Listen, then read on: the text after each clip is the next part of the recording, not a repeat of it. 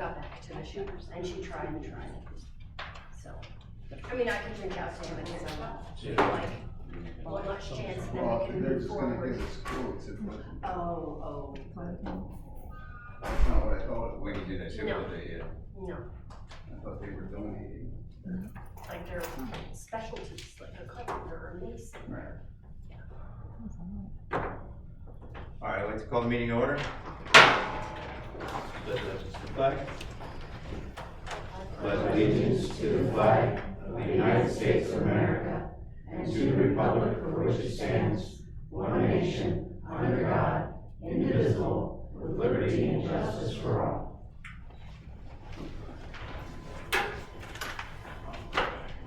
Sarah, can you take a roll, please? Yes. Ms. Cook? Present. Ms. Costello? Here. Ms. Hassler? Here. Ms. Kunkel? Here. Mr. Miller? Here. Mr. Polinsky? Here.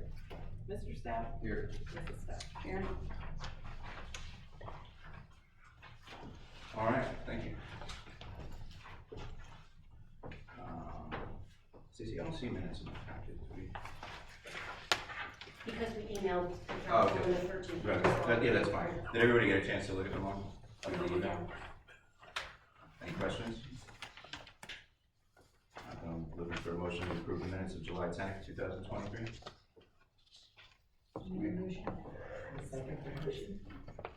All in favor? And communications. So, Mr. Rohrbach, farmer in Long Swamp Township, came into the borough office and requested that we consider that he farm the land that is currently being farmed by Elton Muth. So I approached Elton Muth just to confirm that he is still interested, and we were under the impression that it was a written agreement with Mr. Muth all these years when we purchased the Knappenberger property. Formerly the Knappenberger property, now considered the mine hole area, and the property above Home Road and around the mine hole. I contacted Mr. Muth, he came in, he said there is nothing in writing, confirmed that, so wanted direction from council on which direction to go in. Pursue a written contract with Mr. Muth and have him continue to farm what he has been, or pursue offering it to both Mr. Rohrbach and Mr. Muth. Mr. Muth delayed this year because of the drought conditions in the spring and the cost of seeds, so he will be planting what he wants to be as rye in the areas that he normally tills by now and plants by now, but he'll do a fall rye. What's the acreage there?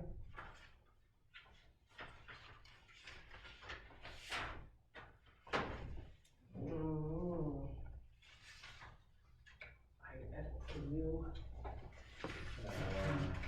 like this? No, he doesn't have No. enough info on this. I'd say looking at it maybe 3. It's not that much. It's not that much, no. Basically, since we've owned it, the same guy's been using it this whole time. This year he didn't put anything in there, and somebody stopped in and said, if he's not gonna do anything with it, can I do something with it? So the other guy came back and said, well, I'm gonna do something with it, I just haven't yet. There should be some kind of written agreement. Right, there's always supposed to be with an interest in land, it's called statute of frauds, that there's always supposed to be a written agreement with the interest in land, but if nobody was able to locate anything, there was nothing recorded, and it doesn't sound like there ever was. It sounds like it was an informal arrangement for years, but it should be formalized, and if it's a lease for more than 24 years, the lease is supposed to be recorded with the recorder deeds. Can we do it in the form of a bid? I don't know how much usable land is really there if you think about it, you know, I If don't you know. have 2 farmers in there. Well, I mean, yeah, I suppose we have 2 guys right now. I think with any interest in municipal property, there is supposed to be a competitive bid of I've seen it done before, that's why I asked. Yeah.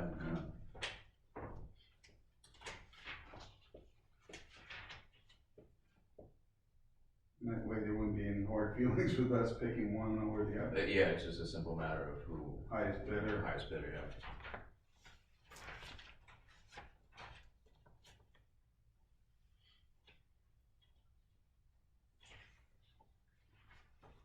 I suppose it's one of the fairest ways to go about it.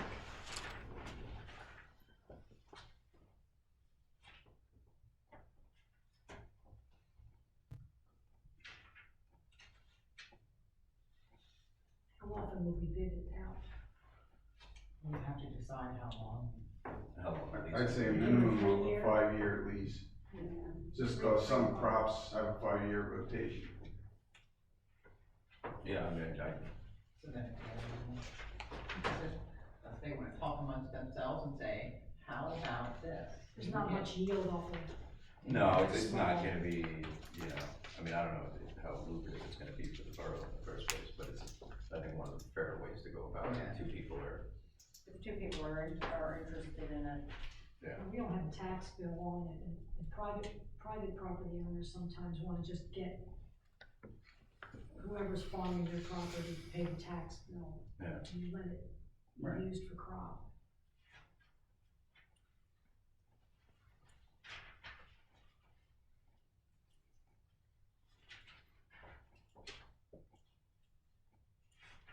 we wanna circle back to this a little bit? well, Yeah. yeah, rather than there.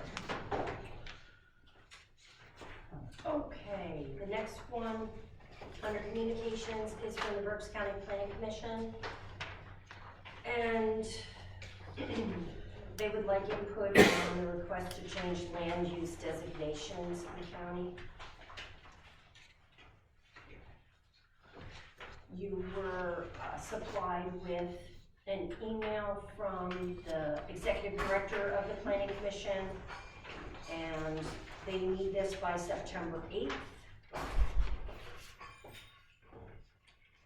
I don't wanna spend too much time on our thoughts on what all along and who's supposed to, you know, if they need to change their code, go ahead. I mean, they wanna redesignate the rural conservation. Yeah, it sounds good to me, but yeah, I'm not, I don't It have doesn't any, really affect It's a Topton and what. couple less I don't have any warehouses input in on the it, area, yeah. like, I mean, go for it. The next item is a request from Trinity Lutheran Church Ministry Group, J121. You'll see an email from Kendra High regarding the request to put bikes in underneath our mini pavilion. The mini pavilion is located next to the dog park. do we have one laying around anymore? Didn't we used to have one at the pool? Are they looking to put them in, the bike rack? Or are they asking us to do it? It's all in writing from Kendra High here in the email. Yeah, I don't see. She's asking to use the space. She's asking us to put it Oh, there. okay. I mean, it doesn't, Either If the we'd be money willing or to the put a bike space rack. to store them. yeah. That space, and that space is not being used, but do you want stuff to be under it? Because our staff have items stored in the mini pavilion, it would be a tight fit. So, I'm Yeah. concerned vandalism to the bicycles. She's dated some of the children involved in the program live in apartments and they have no place to keep the bicycles out of the range. So if there were gonna be 3 or 4 bikes there, I don't know if that would work with public works, getting stuff in that, or. They don't have to go in there often, but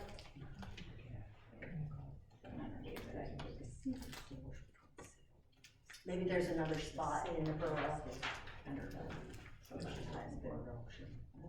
Or maybe someplace on the borough property where they can put a little tent or something to just keep the weather off, and they make these little enclosures you can put something in. why don't we say that we're willing to work with them on figuring out a solution? This just might not be the final Okay. product.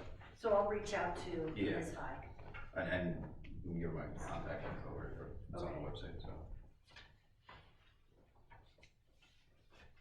Cause I'm all for the principle of having like a community area where kids who Yes. don't have space at their houses to a bike. I just don't know if that's the spot, if that's, the bike rack is the right solution, It's, but I it's think. very isolated there, so to speak, and if you have vandalism. Yeah, Yeah. we'll get together with her and we'll talk about it and come up with something. So do we think she's asking us to pay for the bike rack or not? It's a little not clear in her email. I'd say it sounds, you know, that It just says, it would would you be. be willing to put a bike rack under the roof? It doesn't say. Right, would she you also be willing mentions to though that they purchase don't have the money to Yeah, do so something I think themselves, It's so. us, yeah. Or maybe she just didn't want to. Which is ask for okay, too I mean, much. it's community, you know, stuff, we'll talk about it, we'll Yeah. figure something out. The next item is a communication that the office received about Casella and GFL.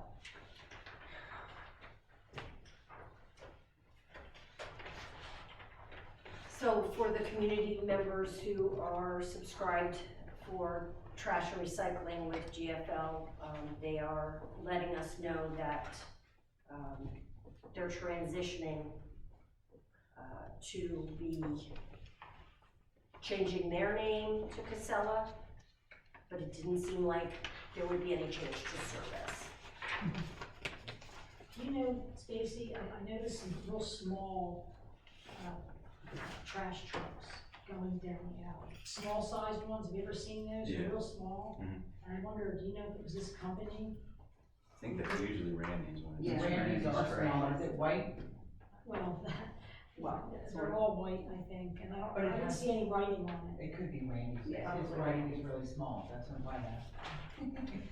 The truck's small, smaller version. Yeah. Not as heavy as the big ones. Yeah, that's probably Randy's. The next item under communications is an email we received from Girl Scout Troop. Does it even give the troop number? No. For an offer of volunteer opportunities that they could help the borough with. They have a small troop of 5 to 7, and they are 9 to 10th grade girls. So are they looking for, like, let's just say there's some senior residents who can't do upkeep? Do they, or is this all they said? This is it, 'Cause looking for ideas. Yeah, this is something that we've been talking about, I was individually, just saying all around that, basically, this is might be- ways to I offer. wanted to maybe get a Halloween, costume party, for the trunk or treat event, and this might be a good thing, if they could maybe put that together. Yeah, I think it's probably good in general if we just start putting A together list. I think it lists keeps love of on it. things, so that when people come Right. to us and say, how, Some what, fun you know, how can and we some help? actually Yeah, work. I think that would be fun for. Yes. The age group to put something like that together. So Kathy and Elaine, do you want to reach out directly to that email? Okay. Yeah, I guess I'll contact her.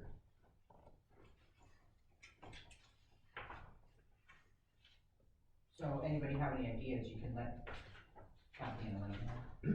And I can, do you want me to say something about the fire hydrants or keep that? let's put together a list first, you know what I mean? Cause Okay. then, cause there's other people looking too, and we Yeah. talked about it at our events and Yes. things like that, we can always use help with some of that stuff. Okay, too. I'll just reach out about the games at trunk or treat. Yeah, reach out about that. Reach out about that And then- first. The next item is regarding TCOC's Halloween parade. We do have a budget for the parade within the borough's budget. And Steve Klein, who is in charge of the emergency management and management of the parade on that level, wanted to formally put in a request to get fire police to other houses, I guess, firehouses, who would have police. And he wanted this approved prior to just sending something out if we're going to be paying for it. So he would like approval to go ahead and send out this letter. Something on the reverse side. That's the letter. Okay, He wrote this. okay. The borough is offering a $50 per person donation to organizations who are able to provide us with assistance. Where did that pop up? Is that something new or? That is in the budgeted items. Right, yeah, we. In our borough budget. it will cover extra fire police. Part of that line item in our budget. So when he says, it sounds right before that, traffic control will be needed from 6 p.m. to approximately 9 p.m. The 50 per person donation to organizations are to The fire police that show up Right. and help us with policing. Not the traffic population flow. in general. Okay. And do we normally pay for police hours for the parade? Currently, we barely had enough people at all of the barricades throughout the parade. It was very hard. We need more. In the past, we've used, what was? Lehigh Law is who. Lehigh Law, yes, we did pay for them. It was not very good relationships once we had, Fleetwood Police under contract. Okay. So how does that work now that we're under contract with Fleetwood Police? We negotiated a separate contract with for the That's parade. 6,100. It's Yeah. still not enough people to Right. keep this Yeah. town safe when we jump to 10,000 people in one night. Last year was better, but the year before. Yeah, last year, I believe we had 8 officers patrolling, which they Mhm. did a wonderful job. And they patrol, they can't stand at a barricade Right. and make sure that trucks and cars and motorcycles are going through barricades to get onto the route of the parade where people, This is a good way of going Yeah. about it, yes. and Yeah. it's actually more cost effective. So we already have this in our budget. Correct, Yeah. correct. How many are you looking for, Stacy? To these 50 divided by, 700 divided by 50, I believe is 14. There you go. So I'm looking for a motion to approve this. I'll make that motion. I'll second. Any questions? If they don't spend 700, if they only get 6 people, It's just less that we have to pay for in the budget.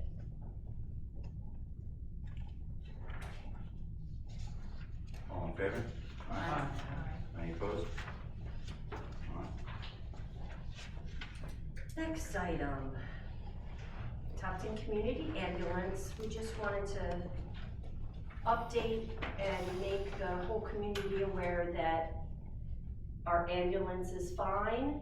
They are trying to help the entire community, not just Topton, but the surrounding area, and they cannot speak specifically about any negotiations that are happening in order for them to help Kutztown with their issue.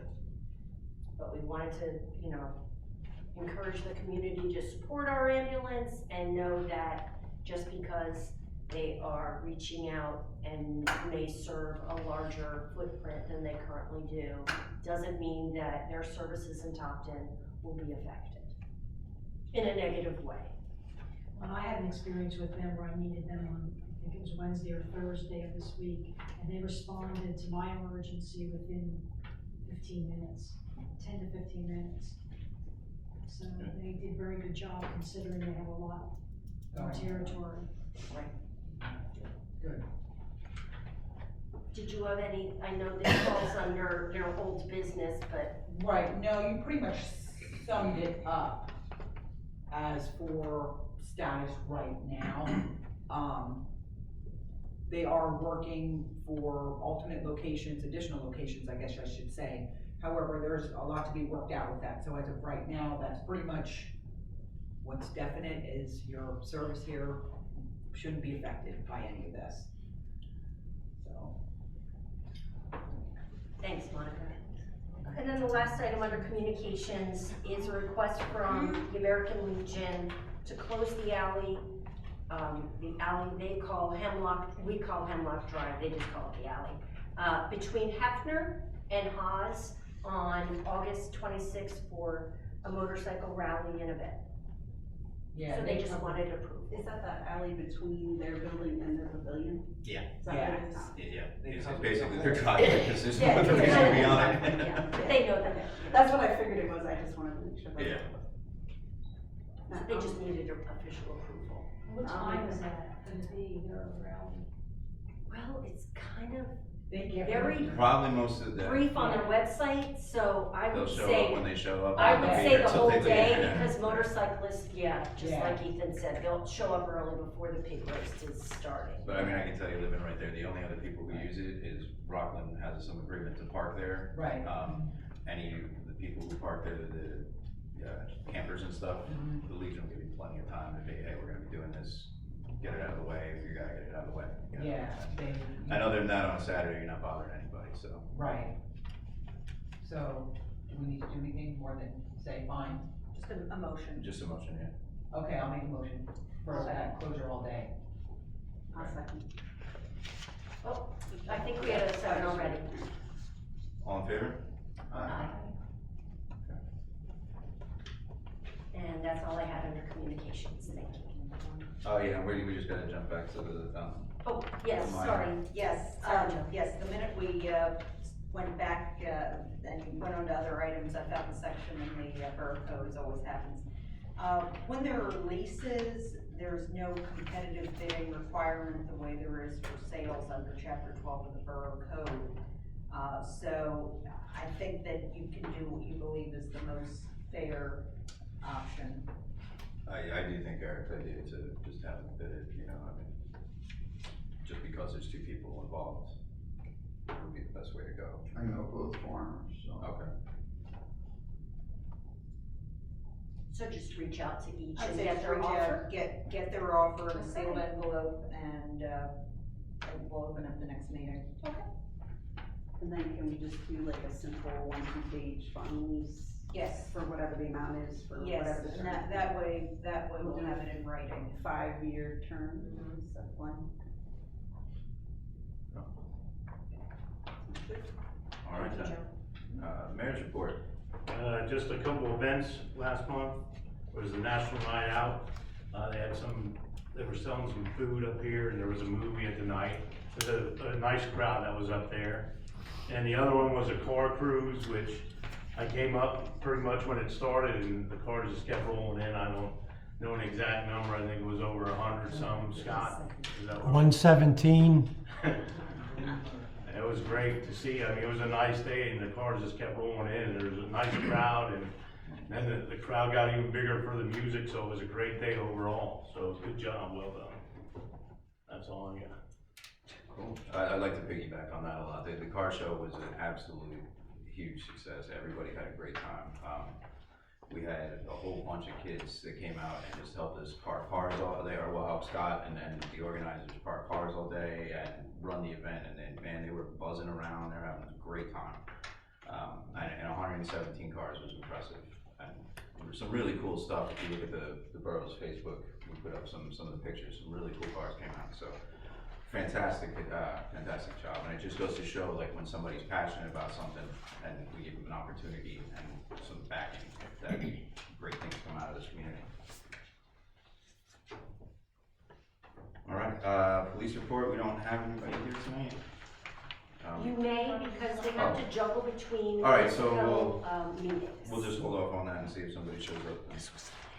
We'll move on to hearing and visitors. Does anybody want to say anything? No? Okay. Solicitor, Joan. Okay, I'd like to request an executive session at the end of the meeting as an update on the labor relations matter. Very good with that? Yep. Okay. Will there be any action taken just Uh, for, Yes, there will be one vote taken. okay. All right, Stacey, back to you. All right, as you know, I did attend the conference, thank you for your approval, that occurred near State College in Bollesburg with the PAMA organization. Main contributor, main presentation was a gentleman from the State Ethics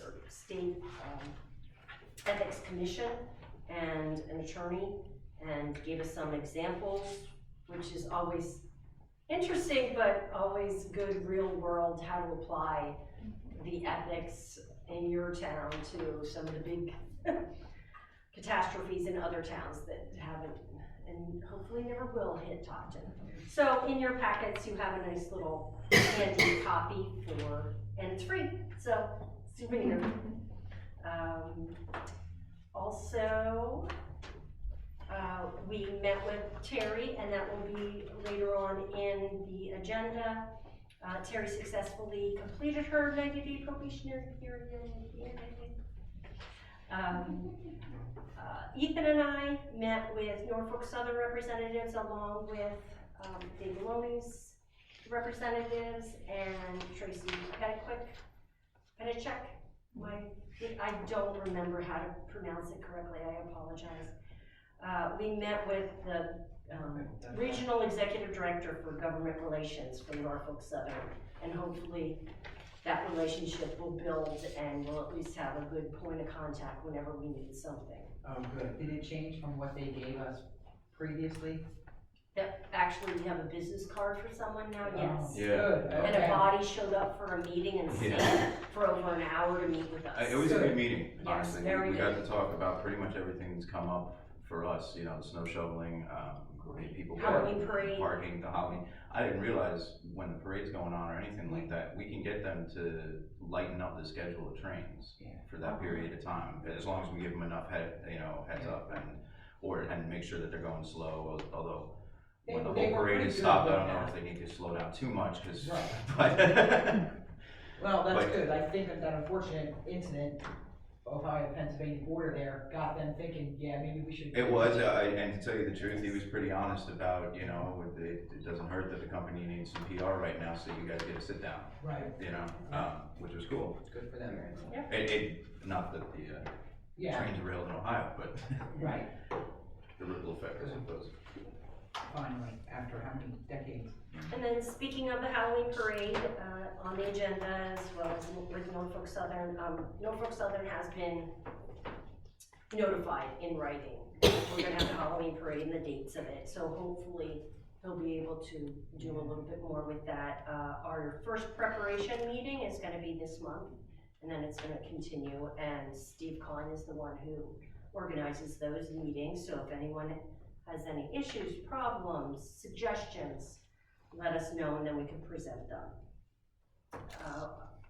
Last June, I don't know if you remember, but a representative of the school district's maintenance department that works with Eric presented a question to council asking if for work that they do that doesn't really require an inspection of the work, therefore does not require a permit to prompt that inspection, could be under some agreement along with other things that they do. And we finally got an agreement drafted to include things like that, as well as things that they're already doing. Like if we have to have Charlie go out and look at a track, let's say, Charlie's time has been paid back to us by the school district. So getting that in writing that we're already doing it, let's tie those two things together. And we drafted that and they had their first meeting last week. So hopefully they'll take a look at it and we'll bring it to you guys to then finalize the, final draft. The YMCA's program ended in the park last Friday. So Kathy and I are trying to schedule a meeting to go over the lessons learned this year with the YMCA program in the park. Any other feedback about that, please let us know before we meet. They haven't scheduled it with us yet. Any questions or anything? Okay. And then on to the 2024 budget. Last year we started doing double meetings every month starting in June, July. So I'd like some feedback from council on how they'd like to proceed this year. Because it's not your first year doing the whole budget process. You went through it once last year with the exception of Kathy and I. So we're in August now. I have already asked staff to take a look at their expenditures already to see if there's anything that's gonna affect pricing of anything. So I'll meet with them individually just like I did before. And then email some of the community organizations that use our facilities and see what they need, like softball, baseball, things like that. But any other things that you want me to work on, anything that you want to change from last year? I know, Michelle, you had said that we need to start discussing water sewer rates for 2024, tax rates for 2024, sooner rather than later. I'm in the process of working on the water rates, to see what we need to do. I'll probably need to meet with you sometime before our next meeting, hopefully, so that we can make any suggestions on any changes to the rates. I'm hoping not to do anything with the residential, but I'm heavily looking at the commercial and industrial, and, but I'm gonna have some questions, because things keep coming up, so we'll have to coordinate something. Okay. But I'm hoping to have something for the next meeting on that part. So I'm gonna shoot for getting a draft to all of you for September, at least a first draft. It'll be rough. But if that's not what you're looking for, let me know. How does everyone feel about, starting in September, Yeah. using that second meeting as straight budget discussions? I mean, there's always a lot on our agenda for these meetings, that the conversations about these things Right. are gonna take us till midnight, you know what I mean? And then we're barely paying attention at that point. But I Right. think if, like we did last year, we have our regular meeting, that's about all the normal stuff we have about, and then we pick a topic for the budget that month, and we hammer that down so that we're not talking about that one thing over and over again. Right. So for the second September meeting, should we have an executive session built in to start our discussions on, any pay increases? You wanna start that in September? Well, we wanted to do it before the budget is put out in October this year. This is true. Then yeah, I would imagine so, at least for, well, like I said, if we start the second meetings in September, we could build it into the second one, definitely.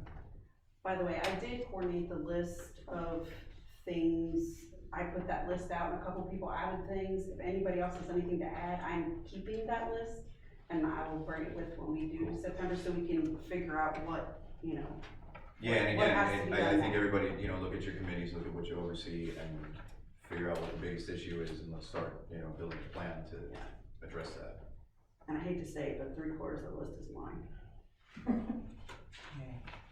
but it is what it is. Well, I mean, a lot of these things are big to the point where, it's why it's a committee, not a job for one person, you know what I mean? Call in help. Well, and no, I just mean half the things that have to be done. Yeah, no, I know, but you know what I mean, that's why we're here, that's why the public can get involved as well. So to start off with your budget packet for this year, you have the July report assessment for the Borough of Topton. Oh, yeah. Assessment ties with our real estate taxes for the year. It's currently 6.4. The real estate tax rate, just for real estate tax, without the ambulance and without just fire. our correct. Yes. Correct. Now, if the ambulance or the fire company wanted, would they request it to go? How does that work? How does their number get set? Council set that long ago based on probably discussions with the ambulance and discussions with the fire company. On I just mean, we needs. assume theirs stays the same unless they ask us differently? I mean, is that how that works?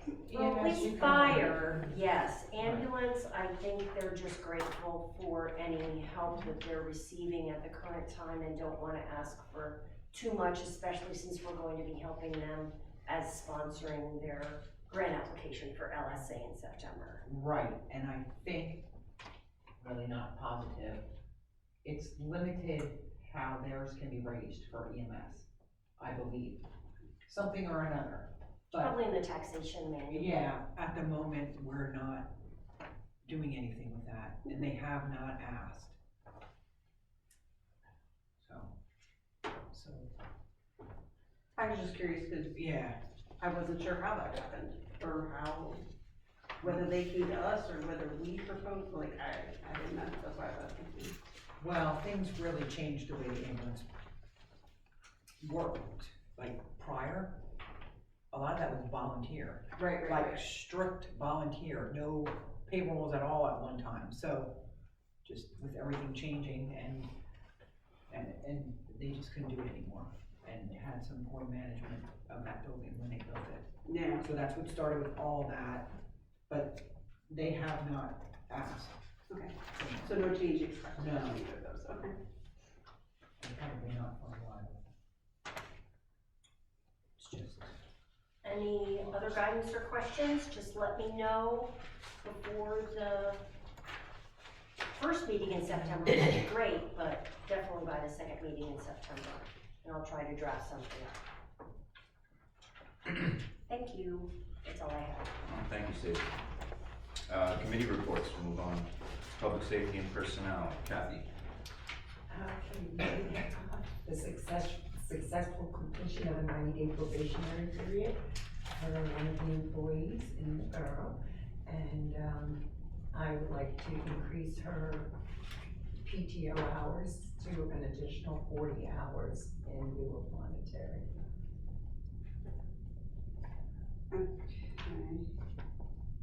It will not affect the other employees. No, it will not. That's how I would see it, I mean, it's, if Stacy and Trenda. In lieu of monetary, increase the PTO hours, 40 hours.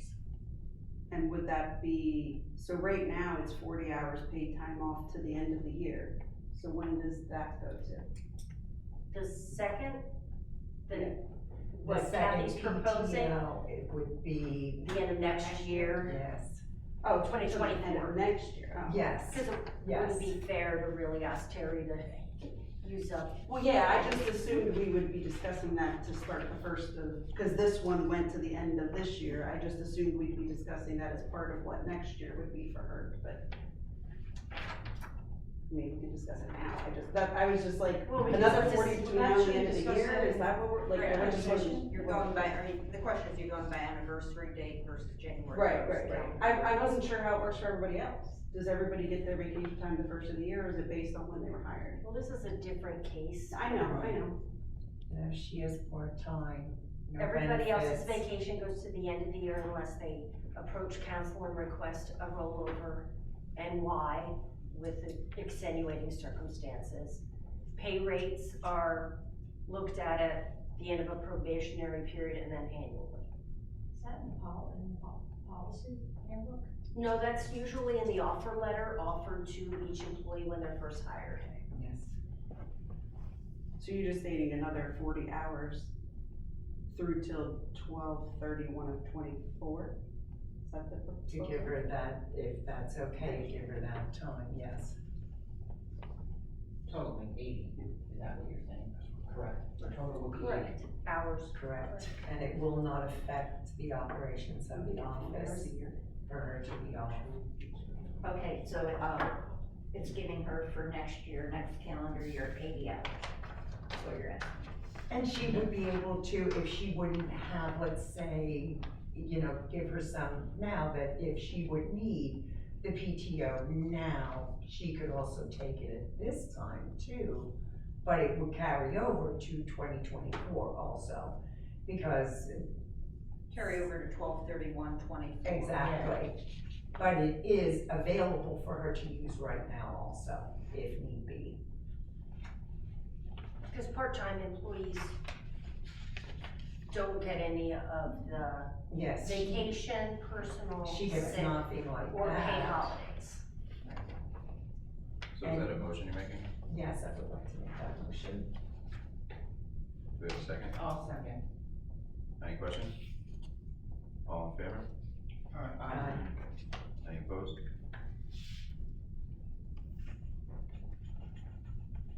And the public works position, my thoughts on it are at least start first interviews. There are 4 applications, I did look over the applications. My feelings are we really should start you know, at least get first interviews in, or you are gonna lose applicants even for the position. I don't know how soon you will want to hire someone, but I feel the first step would be to do those interviews. Let's talk to the people, see exactly what they're looking for, you know, find things like that out. I don't know if it would be okay with you two, but I know after tonight you're gonna have personnel. I have a flexible schedule, more so than your schedule is flexible. I would be more than happy to sit in on the interviews as a member of council, if, you know, that would be okay with you. I think regardless of what we're the chair of, the help from others is always. Yeah, I just have a more flexible schedule to do it. Would that be okay if, my only thoughts on it is, do we know what kind of a timeline, everything, you know, everything else that's going on with our staff is gonna take, or I don't know, you know. Yeah, the concern is can we afford it? I was just gonna say, can I just discuss some of this in the election? Okay. Just putting it out there, Scott Lesher is our seasonal employee, and that seasonal time frame, just so everybody knows, goes from April through October. and he has And been, Troy is done already. yes, and he has been stepping up and helping, Yeah. you know, so it is kind of a fill-in, but he's gonna be lost. What does everybody feel? And he, what about? Should we start? Start the interviews, just, I'm not sure have a conversation first. Yeah, that's why I said maybe we can talk about some of this in the okay. That's what we would do, and when, in our hiring, is if we think we have an opening, and we've got it out, and we're getting applicants, we do that first interview, then it'll cool down. And so then you're talking to people that you might be interested in, and you're not slow pedaling people before you talk to them. So Right. that way you have some control and know what you've got, versus losing the good candidates automatically because you didn't interact with them. Alright, well, I think we can talk about that more in executive session. We'll add personnel to the executive session. Okay. And then when Lynn does her events, I just have some things to add to her events. So that's it for me. Alright, thank you. Monica, you're up. buzz around town, I don't know, do you have anything I have for that? stuff. Of course you do. I don't, it comes to me about that, because I was gonna say the ambulance is the only thing I thought would be that, what do you have? The home repair program through the Berks County Redevelopment Authority, if anybody didn't see it, I have it. It was also in the magazine, the Berks First, that everybody got. Basically, it is a program that provides grants to homeowners and small landlords to do major repairs like roofs, heating and air conditioning systems, things of that nature. So if anyone here or out there is interested, the borough office also has that information, but it's a good resource. I know we have a lot of older citizens. It is based on income, whether you can apply, but it's a program to keep people in their houses. Then a bunch of stuff came up. One was the repaving for Hawes, Franklin, and Penn Street. Do we know what's happening with that? With UGI? With UGI, they were finishing up their work, and then there's a little bit of time before they come back and do the final pave, so that everything has a chance to settle and carry through. I think that's where they're at. So it still will be coming at some point. Yes, Well, school starts in a week and a half, I will check. August 23rd. It would be terrible to have Hall Street closed for the first week of school. Oh, come on. That is their main route between The schools. school's gonna have to be notified, cause Yeah. bus schedules are gonna have to change.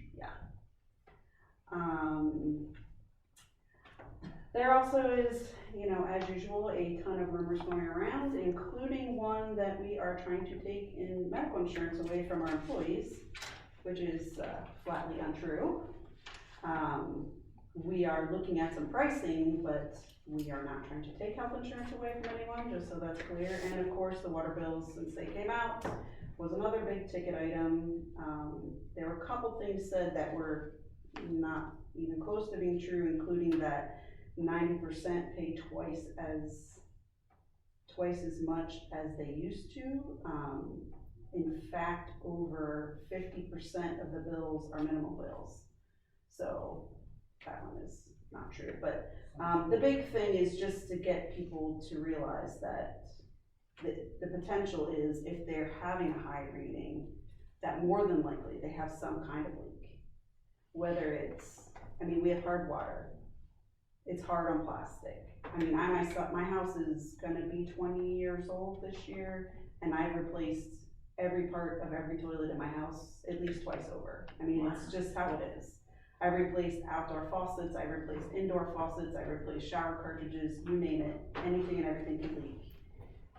So just keep that in mind. Technically, I did, she's taking credit for Okay, it. yes. He did, but, They wash their cars. yes. How to get that over X. Not that any system is perfect, but the first, if you get a high bill, the first thing you should be looking at is your house. You can see your meter, you can check it and see if there's a change, you know, like at the end of the day, when you're done using water, check the number, and then when you get up first thing in the morning, check the number. If it went up, you got a leak somewhere, you know. Again, it's not perfect, not to say that it could never happen, but it's pretty unlikely. And as Charlie has told us over and over again, if the meters are not functioning properly, more than likely, they're not reading water, they're not reading extra water. So just thought I'd put that out there as well. Again, I think that's all I have. Did anybody else have anything else they heard? Because I feel like No, House Street came up a bunch of times. Yeah. Ethan, your quality of life report, there were 6 new ones. 2 fines, 1 fine pending. 2 fines paid, 2. Let me add, are people taking care of a lot of these things when they get the first For the most part. notification, they just Yes. clean it up? Okay, that's the preferable outcome, not to Yes. fine people. There are some repeat offenders. Yeah. They clean it up then, Yeah. but, yeah, they do. Okay, cool. And some things I can easily see how they don't see it, and actually, I just recently realized there's no one living there, so I can see how some of them happen. So, nothing's intentional. Yeah, I Just know, happens. it usually isn't. But, Yeah. alright. There is a fine if they have a second citation within a 12-month period of time. Right. It can be different things, could have been ice and Sure. snow in January and something different now, so I'm saying repeat offenders, yeah. Right, maybe not the same problem, but the same residents. Hold on, and I got a question for Joan. Yeah. There's a tree in the borough that is in bad shape. Can we require them to take that down? Is the tree in the right of way, or is it It's on the on owner's a property? lot, and part of it is broken off. In the fence. Okay, but it's on a private lot, The tree is on 2 private lots. 2 private lots, then, It will affect the borough's roads. right, when it then comes then absolutely you can ask that the owners, cut it down. Go ahead. The tree in question in the alley of East Smith Street has been asked to be looked at by our engineer, zoning officer, Barry Eisen and Associates. It's on their list of things to do. As That's the far first as step. what, taking it down, or? Correct, they have to observe the quality, Well, I'm health of the I'm tree. telling you, it's not good. Right, yeah. You don't even have to go out and look at it, it's not good. Well, we have dead to or follow a process. Right, it does have to be determined to be a dead or diseased or otherwise dangerous tree. But once that determination is made, and sometimes it's as simple as having somebody go out there, take a look at it, and it's obvious, then a notice is given to the property owners to remove it. Because it's a potential source of liability for both the property owner and the borough. And if there is an incident as a result of a diseased or dangerous tree falling and somebody being injured or killed, both the municipality and the property owner will likely get sued. And it's not something where immunity, usual municipal immunity applies. The dangerous condition of trees does not apply to that. There is a damage cap, but again, that's little consolation, that's $500,000. So it's in everybody's interest, the property owners and the municipality, to see to it that a dangerous tree is removed. We've done that before, because I actually did the field work for Joe on two of them. So. I wouldn't wait too long to take a look So at it. this tree, is it a I'm tree not the one doing rotted, or is the tree hanging over the road? The tree's split. It's split, so All the way, it's Half all of the it way came down down to the already. base. and the other half is solid, but it's not. Not, you can see right through the main trunk, because the part that's missing is rotten. But you don't know these things till things happen, like Right. looking at the tree prior to any Correct. Mother Nature act. I think we got some. I just wondered if it was already broken and No. hanging, and There's so a- this section isn't broken. It already came down on the guy's truck, part of the tree. I don't think we should comment, I don't think we should make a comment on that right now. No, I might. But, yeah, Barry Isaac's gonna go look at it and then let's. that was Just wanted during to a know if there storm was anything though, going so on with it, Yeah, or yeah. we could- act of Yeah, God. that's- Since we're on quality of life. Yeah, then they issued a letter, and there's a certain amount of time by your ordinance, I don't know what it is, for the landowner to supply 30 days, and if not, you get to lien the property and have it taken care of. But do we know whose property it's on? It's on two. It's on two properties. Properties, and I would That's give part of notice- why getting Barry and Ice involved. Right. Give notice, once the determination is made, give notice to both owners and let them sort it out. They But have it's to on the civilly project. work that out themselves. They do, or else each property can end up being liened for the cost. Not that there can be a double recovery, but, the cost would have to be liened against the properties. It doesn't have to be 50-50 portion, it can be against either property or both. And then once it gets paid off, the lien is considered satisfied. Good evening. Are we, anything else? Then, do we wanna? Circle back? Yeah, we'll circle back, since you showed up, we'll go police report now. Thank you. Sorry for the delay. Thank you for coming. Two other meetings prior, so. No, gotcha. Anyway, Tom Folk, Sergeant Patrol Sergeant of Fleetwood. We've been busy everywhere. I've been there 10 years at Fleetwood, and this year by far seems that we're very busy. So hopefully that, that what we do can help reduce some of the things I'll tell you about here, what we have. As far as our patrol mileage in the borough here, our officers patrolled 1,048 miles in July, 114 hours of actual patrol hours, 4 hours of investigating complaints, total of 18 of those complaints. Good thing, 0 crash investigations that we handled in July. 16 traffic citations were issued, 2 non-traffic criminal citations were issued in the borough. We did 17 hours of traffic checks, 29 specific hours for Topton paperwork, 24 other traffic stops. No court hours for July for that. And for personal matters there, our part-time officer, Matt Caldadella, has been deployed again in the military. He's gonna be gone for 9 months. The chief is actively seeking part-time officers, so if anybody here knows of anyone in law enforcement or would like a part-time job, let us know. Right now, it's very difficult nationwide to recruit police officers. Even the state police. When I was a trooper, I'm dating myself, in 1985, I took the test for the state police. 8,800 people took the test for 110 positions. And they've been as high as 14,000, 15,000 5-10 years ago. Last year, they only had 1,100 applicants. So Spring Township, in Berks County, a very busy police department, generally used to have 200 to 300 apply for one position. They had 8 people show up. Kutztown Borough has the same problem. They started offering sign-on bonuses because, it's a problem. So hopefully that's gonna change nationwide and people will still wanna get in the job. I think it's a great job. I'm 36 years and still doing it. I like it. But, and on the equipment side, negative thing, we lost a 2020 Ford Explorer, was told by our insurance company due to flood damage. A replacement cruiser has been located and secured. Does anyone have any questions about any particular, or comments or concerns about any types of traffic issues or crime issues that we need to know about? Crime, what was the nature of the 2 criminal violations? They were non-traffic summary, so most likely that's like a harassment or disorderly conduct. I don't have any specific details on that, and if you need that, you can call our office and then we can look that up further.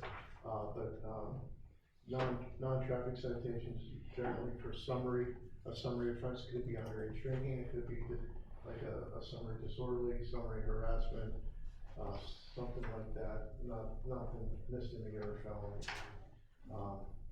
We haven't had, I recall, or heard of any major issues lately and, here in Topton, so if there is something going on that we need to know, let us know, because we're only here part-time, but we try to do what we can, and, I know, Officer Beckesy, specifically, does, a lot of work with the parking violation stuff we have here. He issues a ton of parking, Thank you. so. I have a question for you. Yes, sir. Who decides on where you sit for speeders, like to watch for speeding? Well, unfortunately, there's a bill in the Senate now, State Senate, for us to eventually, municipal police to use radar, which is so much easier, safer. I can speak from as experienced as a trooper using radar. We're the last state in the nation where they don't allow local police to use radar. They think we're gonna make a lot of money. You cannot send an officer out there in an 8-hour shift to constantly write citations, and he could not pay for a salary, because most people know this, the total ticket cost might be $200 for a speeding offense, let's say. Well, the fine might only be $30, and the township or the borough only gets half of the fine. So you could never do traffic enforcement to try to somehow support your police department. It just doesn't work.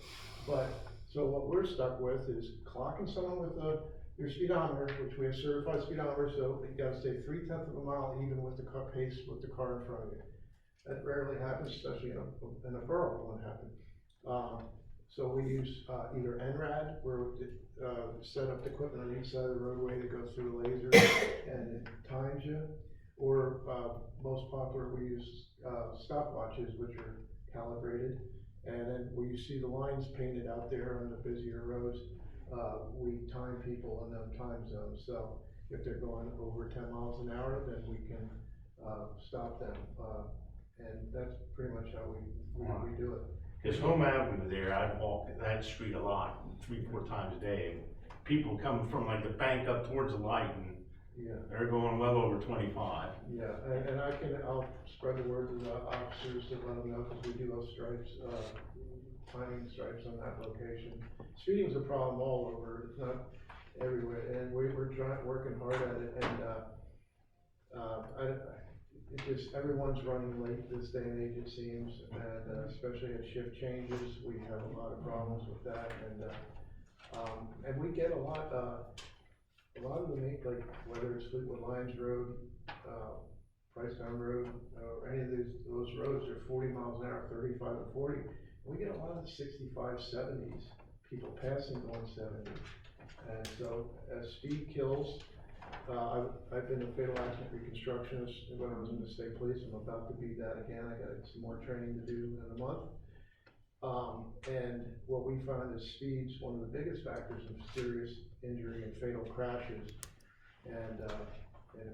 So we try to slow people down to prevent those bad crashes. We just had a fatal crash in Richmond Township the other day. 2 people lost their lives, and that was a speed-related crash. we'll do our best, and if you have issues, and you don't see us here to tell us, call our office and let us know, hey, there seems to be a problem with speeding on this road, and let us know what times of the days, so I do the schedule, so I can try to see if I can schedule, make sure during those times, if I can schedule an officer, because right now there are times that we can be here at different times, during the day and during the week, so sometimes it might be in the morning, afternoon, sometimes in the evening, so if there's specific times, let us know, and I'll try to make sure we get an officer out there.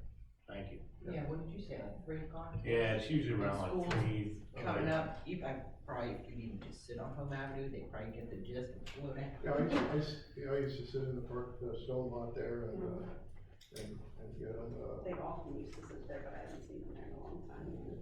In the Trinity's parking lot. I used to sit over there a lot now, I don't know where the officers now, but I know they're out there and they're writing citations and doing stuff, so, we'll try to let them know that, that's an issue there.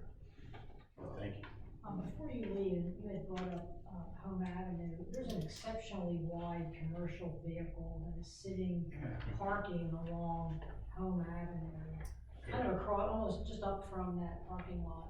Yeah, I know exactly what you're talking And about. something needs to happen to address it. That's hard to see. It's parked on home? Yeah. And Every day.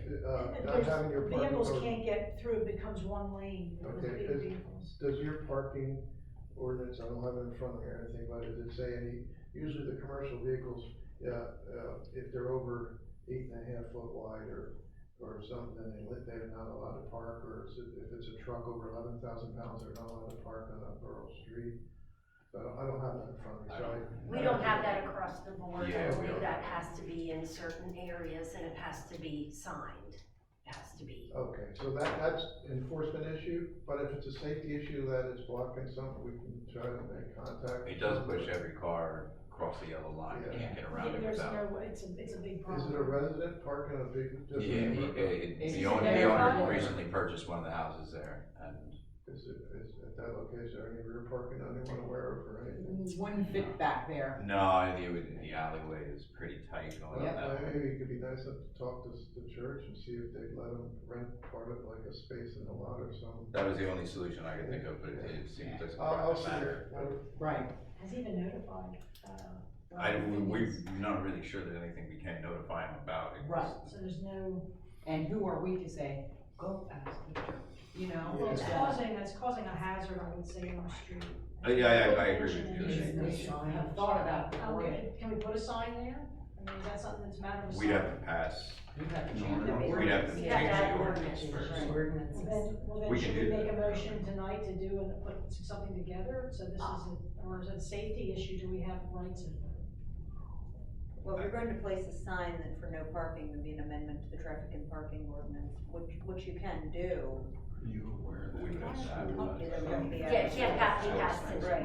Oh, I understand that, I just wanna see if we can get it. I mean, yeah, I think it's, I see it as problematic. I agree. But, they might need to be told, they might not They might have just realize they shouldn't be doing that. I think a reach out needs to be done.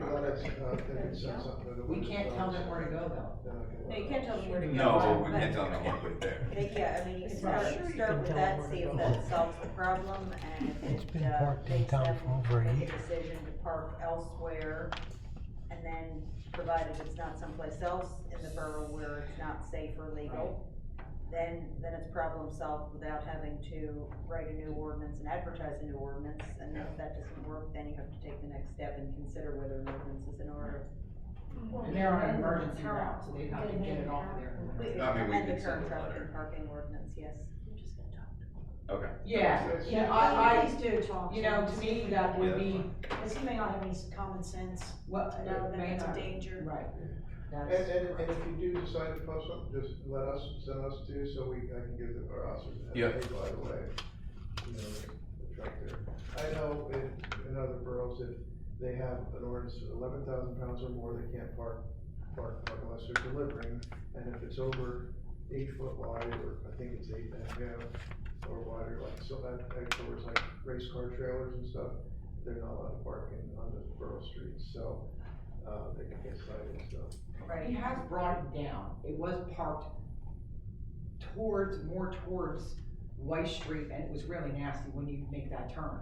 It has been brought down, so they may, kind of realize that it can pose a problem. Yeah. I think reaching out is Yeah, a good first step, and changing everything when it's not really necessary.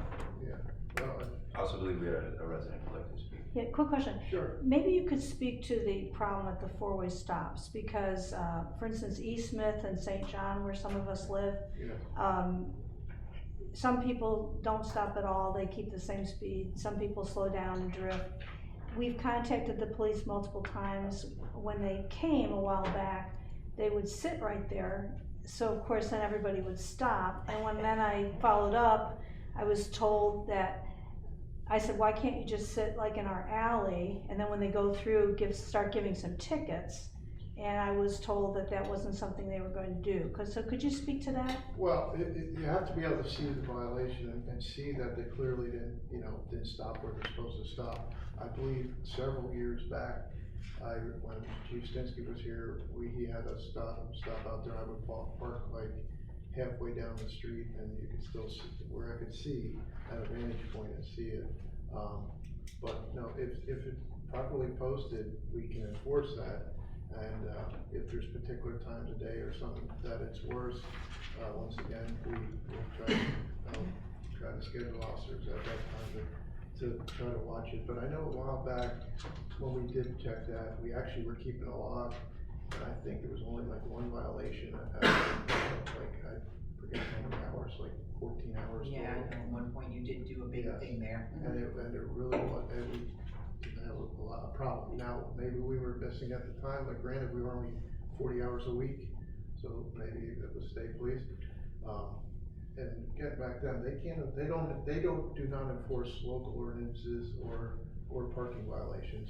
Now, they do enforce traffic sign violations, so that's a summary offense, but, so, obviously we'll do it, but that's something also, you might wanna just call them and say, hey, look, there are problems with stop signs at this location, because, we don't work together, as far as the same time, so we will gladly help out when we're there, especially if you have particular times, I'll spread the word. So when you say we, who should I call? Well, I mean, we do 40 hours a week, so, but if you have specific times, let me know, I'll even try to schedule some officers at that time. And then when we go on duty there, we tell count dispatch to take state police out, so it's just us. Gotcha. But we're only 40 hours a week, so I'm just recommending that. Maybe also contact PSP Reading and say, hey, look, just let you know, like, we're having problems with stop sign violations at this intersection, can you help out? Probably the biggest time would be before and after work, wouldn't you say? Could be. Yeah. The biggest concern is there are a lot of kids that ride bicycle. And when they, yesterday somebody just totally blew through, never even slowed down. Oh, that's scary. And it's like, and sometimes the kids will stop, sometimes they don't, and it's like, and unfortunately I see too much. Yeah. And it's one of these times, it's not gonna be pretty. Yeah. Well, it's scary out there, there's a lot of cars now, and people are driving faster than ever. They have their windows up so they don't hear, and they're probably on their cell phone at the same time that they're probably eating a Big Mac. So, there are a lot of problems. Yeah, they can see it from the alley, and I also let them be in my driveway. And the one policeman took me up on it, but then he was doing paperwork the whole time. Yeah. So, and then the other times they were on my side of my house, right by the stop sign. So they won't be able to write citations because nobody's gonna stop. Well, Excuse me, everybody's gonna stop. They see us there, but obviously, I'll mention that, try to stay back far enough that you can witness a violation that people, if they're. You really should sit on Smith Street. If they're deliberately. Because it's usually St. John that they're blowing, so if you're sitting on St. John, they can see you as soon as they pull on St. John, but if you sat on Smith Street, it's less likely they would see you, because a lot of them don't even look. That's a good idea. Yeah, I think if they sat on Smith Street, they'd have better. I'll send an email out to the department about the location and recommendations where to sit, and If you have anything at any other locations, just let us know, we'll do our best to try to slow them down. And try to have them, make sure that they stop. Because we all wanna be safe out there, be any of us, T-boned by someone running a stop sign. Yeah. Is it illegal to park the wrong way on a two-way street? It depends on your local, It is. your Yes. local It is. ordinances, and I believe, most places you're not allowed to. Okay. But generally, if it's in a borough or a township, they'll have their parking ordinances, will say you're not allowed to park, right, unless you're making a delivery, but technically you shouldn't do that. I get frustrated when I see the delivery truck stop in the street, and there's like 6 parking spaces right there, and so you just pull in, but they don't, they stop right in the street, which creates a hazard, because cars gotta go around. Cause there's I wanna say like a minivan on, East Barkley, Yeah, maroon, little SUV, all the time. all the time, yeah. Every time I go by there, I mean, I do it too, but I don't leave my car. That's what I'm talking 100 to block, somebody. that helps you out. And if you ever observe these, just, call us, email us, and then we'll get it to you if you're uncomfortable or just don't have computer access at the time, and we'll get it to Fleetwood Police. Are delivery people like Amazon allowed to stay parked on the state road, or, that's not your, where they're blocking the pathways because they don't wanna pull in the driveway? Well, they're not allowed to obstruct traffic, it's like, so common sense was that they're having 4 ways on in there, and it's fairly safe, and just dropping the package is one thing, but they really should try to get off the road onto the shoulder, put their 4 ways on, but, some of them don't, so. I've seen some creating a hazard. I think that's the training you get from Amazon. They're just not trying to think, but they're just taking their time, they wanna get packages. Some of them will tell you they're not allowed to they're not allowed to pull into people's driveways. Now I don't want a 36,000 pound delivery truck backing on my driveway, which just cost me a fortune to repave, 170 feet, and crushing my driveway, so they park. But they don't wanna walk 180 feet uphill, up the hill either, so, but I get it, but I see it on the roads where they just park, even on a lot of side streets. I don't know why they don't pull in an open parking space, if they're just too lazy, or if they, what reason, but it can be a problem. Or, so the minivans park the wrong way. It's more of an SUV than a minivan. Although you'll see it when it's doing it. I know the expired registration inspection violations should be going out. I know especially Officer Beckesy, hits them pretty hard, so, I think that should have to be improving because, once they get that, if they don't respond to the parking ticket, then they get a traffic citation, which costs a lot more, or then if they don't pay that, they get their license suspended and a warrant issued and all that stuff, so, so snowballs for them. Any other issues, criminal issues, traffic issues that you want to let us know about, or anything? Anybody? If there, like I said, after specific times too, I'll try to work, the schedule, but we try, at this point, we're doing different times, so the bad guys don't know when we're here, they're here at a certain time. I know state police, they go through, they're not always here, so not bad mouthing them, because I'm a retired trooper, I worked out running headquarters back in the 90s and stuff, I patrolled up in this area, and I do remember, up in this general area, 20-mile area, this area, there used to be a lot of heroin and meth problems and that, and I think that has gotten a little better than it used to be, so hopefully that continues as well, so. Thank you. Thank you. Thank you, take care, and if you get anything for this, send us, with the parking sign, I think you do a rec on us now, so we can get it. All right, thank you. Thank you. Take care. See you. Bye-bye. All right, back to, committee reports. Carol. Source water protection plan. All the locations for signs are, save one, are all on PennDOT overseeing property, they're all on state roads. Okay. So Charlie helped me out with the designations that PennDOT needs and the contact there. I was thinking back to when we were trying to get PennDOT to do something with The school signs. zones, yeah. Was it 5 months or 6 months, you ended up? It was like 11 by the time through the whole process, but that wasn't always their fault, but yeah. Okay. They were, you'd stay on. So, okay, so working on that, we'll see.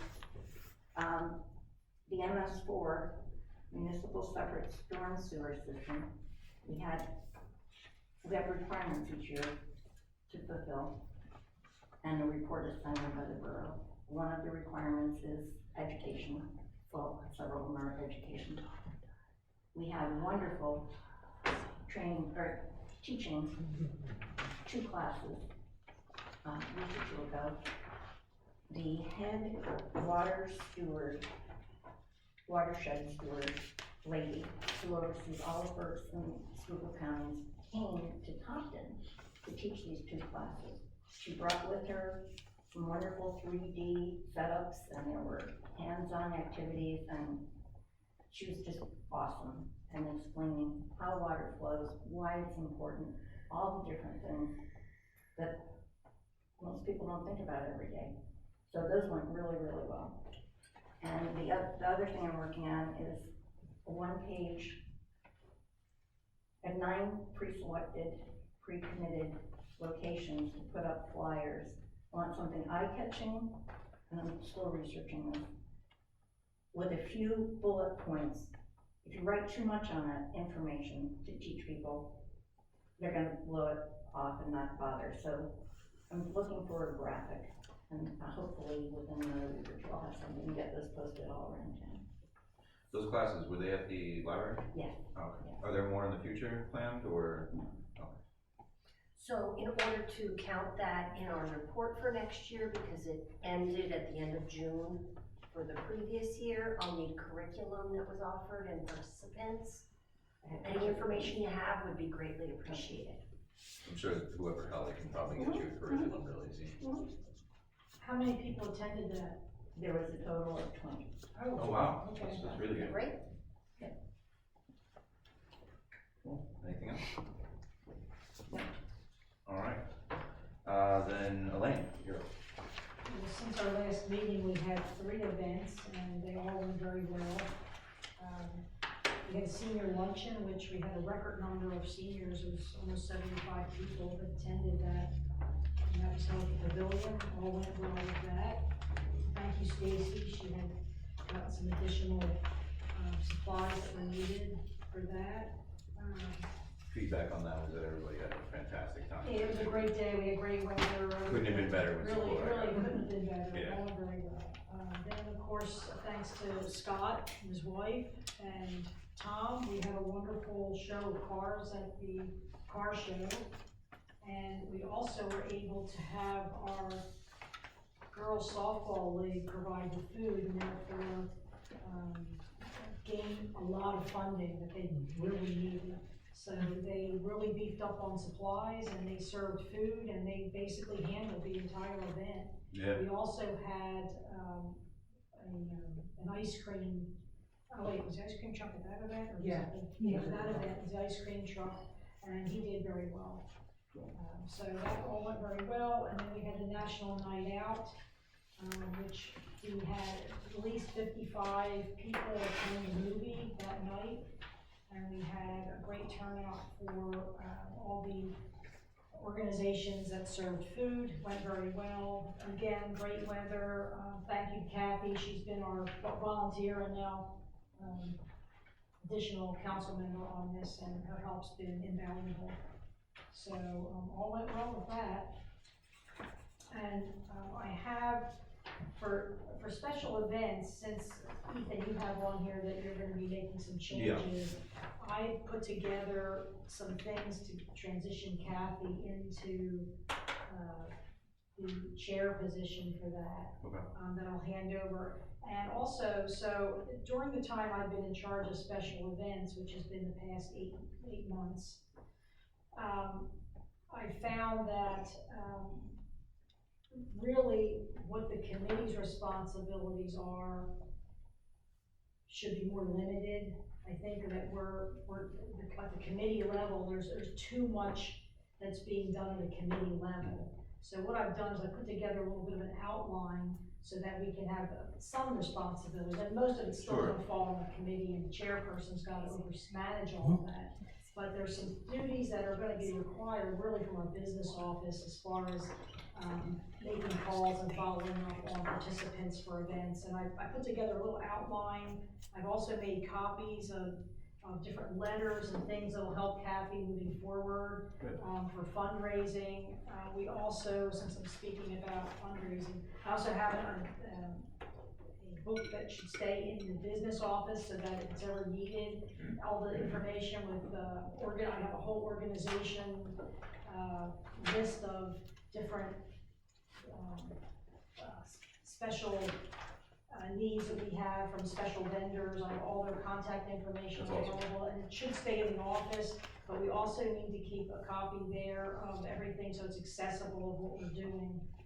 So in the event something happens where, say you're not available and someone needs to be contacted, all the information will be here. It's been here all year, but I've been editing it as I go. I also wanted to just give you an update on our funding, since that's an important part of this. So let me get that. So we're still waiting for some pledged money to come to us from M&T Bank. We did not receive that yet. I followed up on that. But we did have $7,700 of money that was donated to put towards our events. We did not get, if we get the $1,000 from M&T Bank, we'll have $8,700. It looks like our spending to this point of the $7,700, we have a balance of $2,868.45. So I have to confirm that with the business office because they're keeping track. Aren't you, if someone spend?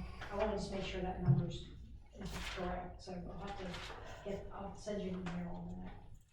Basically, that's it. The next event we're going to have is going to be the trunk or treat night, and this is a great time for Kathy to transition over to this because she'll start probably organizing that in the next week or so. And I already have a couple things, and we'll go over. I want to stay on this to transition. I hope that whatever changes I make, I hope that we have this year, and then we'll see who takes over the committee when we do a reorganization. But there's a lot of contacts I have coming to me, so I have copies of things for you, which I'll just give you this now. And then I have stuff for Stacy. I'll give her. This is my events folder from my office. So, I think that concludes my report, unless anyone else has any. Scott? You know when the date is for the car show next year? Not yet. It's usually the same weekend. I mean, it can really be. So it would be the This was a 20th of July? We don't have that. Scott, I think you and Tom and your guys' passion is what drove that the first time. You figure out what weekend you want to ask, you know? Yeah, because I've been to 2 car shows since, and everybody loved it. Yeah. The fact that food was fairly cheap. So like I know the parade's always the second Saturday, and we all know that. But you know, TCOC every year comes back and says, "Hey, we're gonna do it this Saturday." You know what I mean? So if you see one weekend where you think that's the one. We'll talk to the committee, to the chair. Yeah. Okay. Yeah, we We'll come can up with work a- that out, we'll come up with the date, we'll put it into the office. That way everything's reserved right away, we'll get the street closures taken care of. You know what I mean? I'll help, because I'm only gonna be on the committee until December 3rd. She says that. Check your other card show calendars for Yes. next year. That's what Maybe compare to them too, since some of them are out. Yeah. And some of the success of this is because we really didn't have many competing events. Which But- was really, Fleetwood had a lot of things happening when we had one of our events earlier in the year, when we had a very poor turnout, and they had thousands of people there, that they were pulling people from here for some of their events, so it was their anniversary We year. did go against the Ritz, and nobody left to go to the Ritz, and the Ritz is a big thing. Yes, it is, So- it is, I've been at that. I estimated at any given time between the show and then when people started coming in for the music, I would estimate we could have upwards of 300 people in the park. I think that's gonna grow because a lot of the people I talked to either they knew there was a car show and didn't know that Flamin' Dix was gonna be there, or they knew that Flamin' Dix was gonna be there and they had no idea there was a car show. Well, please thank Jesse for hanging the banner that we had out there in the front because. He has we good didn't- ideas. Yeah, and that was, I put it on the fence because we had talked briefly about you were hoping to get a board out there. That's Yeah. okay, he actually set that up very nicely, and that's how some of the participants actually knew Where to about turn. Yeah. it. They were driving by, and a few people I know from car shows told me that's how they got there. So, And yeah, thanks great. Stacy for making the flyers. Oh, Yes. sure, that was easy. Dropping those in the car. And we'll continue to do that, that's what we can do, so we'll work together, and it'd be great if we could continue this year. I got a graphic artist who said she'd volunteer to make the poster for next year. Cool. All right. I I'll would say, say, oh, go I ahead. was just gonna say that basically that concludes. I just have, if I can. Sure, go Because ahead. there's some things I need to get approved before I can really dig into trunk or treat. Okay. So, is it okay with you? Yeah. Okay, well, and also as far as like thanking people for their help with the events, Jesse Kemp. Yeah. He just knows where to place the things and what to do, and, you know, I'm like in a panic and you look and it's all done and it's done perfectly. Yeah. He gets it cleaned up the next morning so they could be in the pavilion if it was rented or whatever, you know, amazing. And I'd like to thank Stacy for her generous donation for the senior luncheon. That was fun. You know, I enjoyed it. I don't know if the seniors had as much fun as what I did, but I really enjoyed it. Like I said, everybody said it was fantastic. Yeah, I had a good time. And the boys that helped at the car show, that was Sebastian Morales, Christopher Dees, Hunter Moyer, and Hunter Price. No questions asked, they just stepped right up. Yeah. You know? Yeah, they were awesome. And Monica was there the whole time. I didn't realize I could speed walk either. Yeah, it was a lot of walking. It was very exhausted at the end of the day, but it was a good exhaustion. Yeah. I was very blessed to be there and see the 100th car cross the line. We were too. Yeah. Now, trunk or And treat. I like that we had so many of our young kids getting involved in this, and I really like the idea of getting these teenagers, some of whom are motorheads, and they have their own classic cars. And I'd like to try to see if I can involve them in this. They volunteered, they did a wonderful job. Yeah. And I think moving forward, we need to try to utilize these kids so they feel a sense of community. Yep. There was no two events from Yeah, it. We are gonna do it. Trunk or treat, is scheduled for October 31st. I'd like to request a rain date of October 30th. I know the day before, I know. How do you know it's not going? I know. Well, yeah, we had no rain date though last year, so last year it was a quick to do, we need to shift it to another place, and how is this gonna work? I don't know, we just go here, there, and let's figure it out. I know, yeah, I saw your look, so it's. Because we closed the street, and last year, it was gonna rain, so we couldn't have it where we normally do in the street. Cause we didn't request a rain date. Right. Yes, so I would like to. Yeah. Just in case, and now you'll find out why, possibly closing Home Avenue from Smith to East Barkley. We'd like to try to have it down there again. Right. And have more people, just in the along street. along That's the the street. way it was the first year. Yes. First year it rained. Yeah. Then Yes. 2 years we had that. I heard a lot of comments last year, people really did like it better on Home Avenue. I think it feels like more of an event when you stop something in the town, you know, when it's just When not you- off in the park, you're like, whatever, you know. Yeah, it's if there, we but- can have it over there, I would like to request that to be closed. I like that idea. I think Possibly. the rain date being the day before, that I doesn't make know, any but sense you- to me, because then you're just making a call on which day you wanna have it, you know, cause you're Kind of does. hypothesizing that it's gonna rain. I know, but you don't wanna kind of go into November. But if you did it on Monday night? And I was doing a trick or treat. You could do that, I mean, what if we just moved it to the 30th with a rain date of the 31st? Well, then are we gonna move trick or treat to the 30th? Yes, Trick or because treat it's, is not like our thing, but it's, Halloween is when Halloween. I know, but the borough designates the day. Right. And then the We do, kids actually. do the trunk or treat in conjunction with the Yeah, trick or I treating. understand that, but I mean, Halloween is when Halloween is. I don't know, I've never understood when people are like, oh, trick or treating is gonna be the Tuesday before Halloween because we said so. Halloween is when. Treats No way really you an can extra have event, we're multiple doing to places. make a safe. Well- Right, it's so not everybody has it on the same day. Yeah. Right, but Halloween. You go is- here one day, you go there We the don't next do it day, with- and you go all the way over there. We don't do it with any other holiday. Valentine's Day is when Valentine's Day is. Christmas is on Christmas, but we decide every year that the borough says Halloween is on this day now. Halloween is, in my opinion, on Halloween. It is. Well, We can do that's- trick or treat whenever we want, we can do trunk or treat whenever we want to. Lots of municipalities do The week that before. if you want. outside of Halloween. The kids would love to get decorated, get dressed up twice. Get dressed up twice. Yes. I mean, I just thought Are that, their parents nuts because they can't wear the same thing the next day? yes. They were. I just say, I mean, it just seems like, I mean, I would definitely keep an eye on the weather. Well, you have time, because- Yes. Yeah. We have time. yeah, we have time to, But if I could just have the possibility of the closure I mean, up I tonight. think, And if need be, if we can't, for whatever reason, have it over there the day that we designated it, I don't know what the possibility would be. Let's just say UGI comes through and decides to dig up the street or something. well, yeah, I mean, Yeah, earthquake could hit, but exactly. I would like to request possible closure of the borough parking lot then, the Borough Hall parking lot.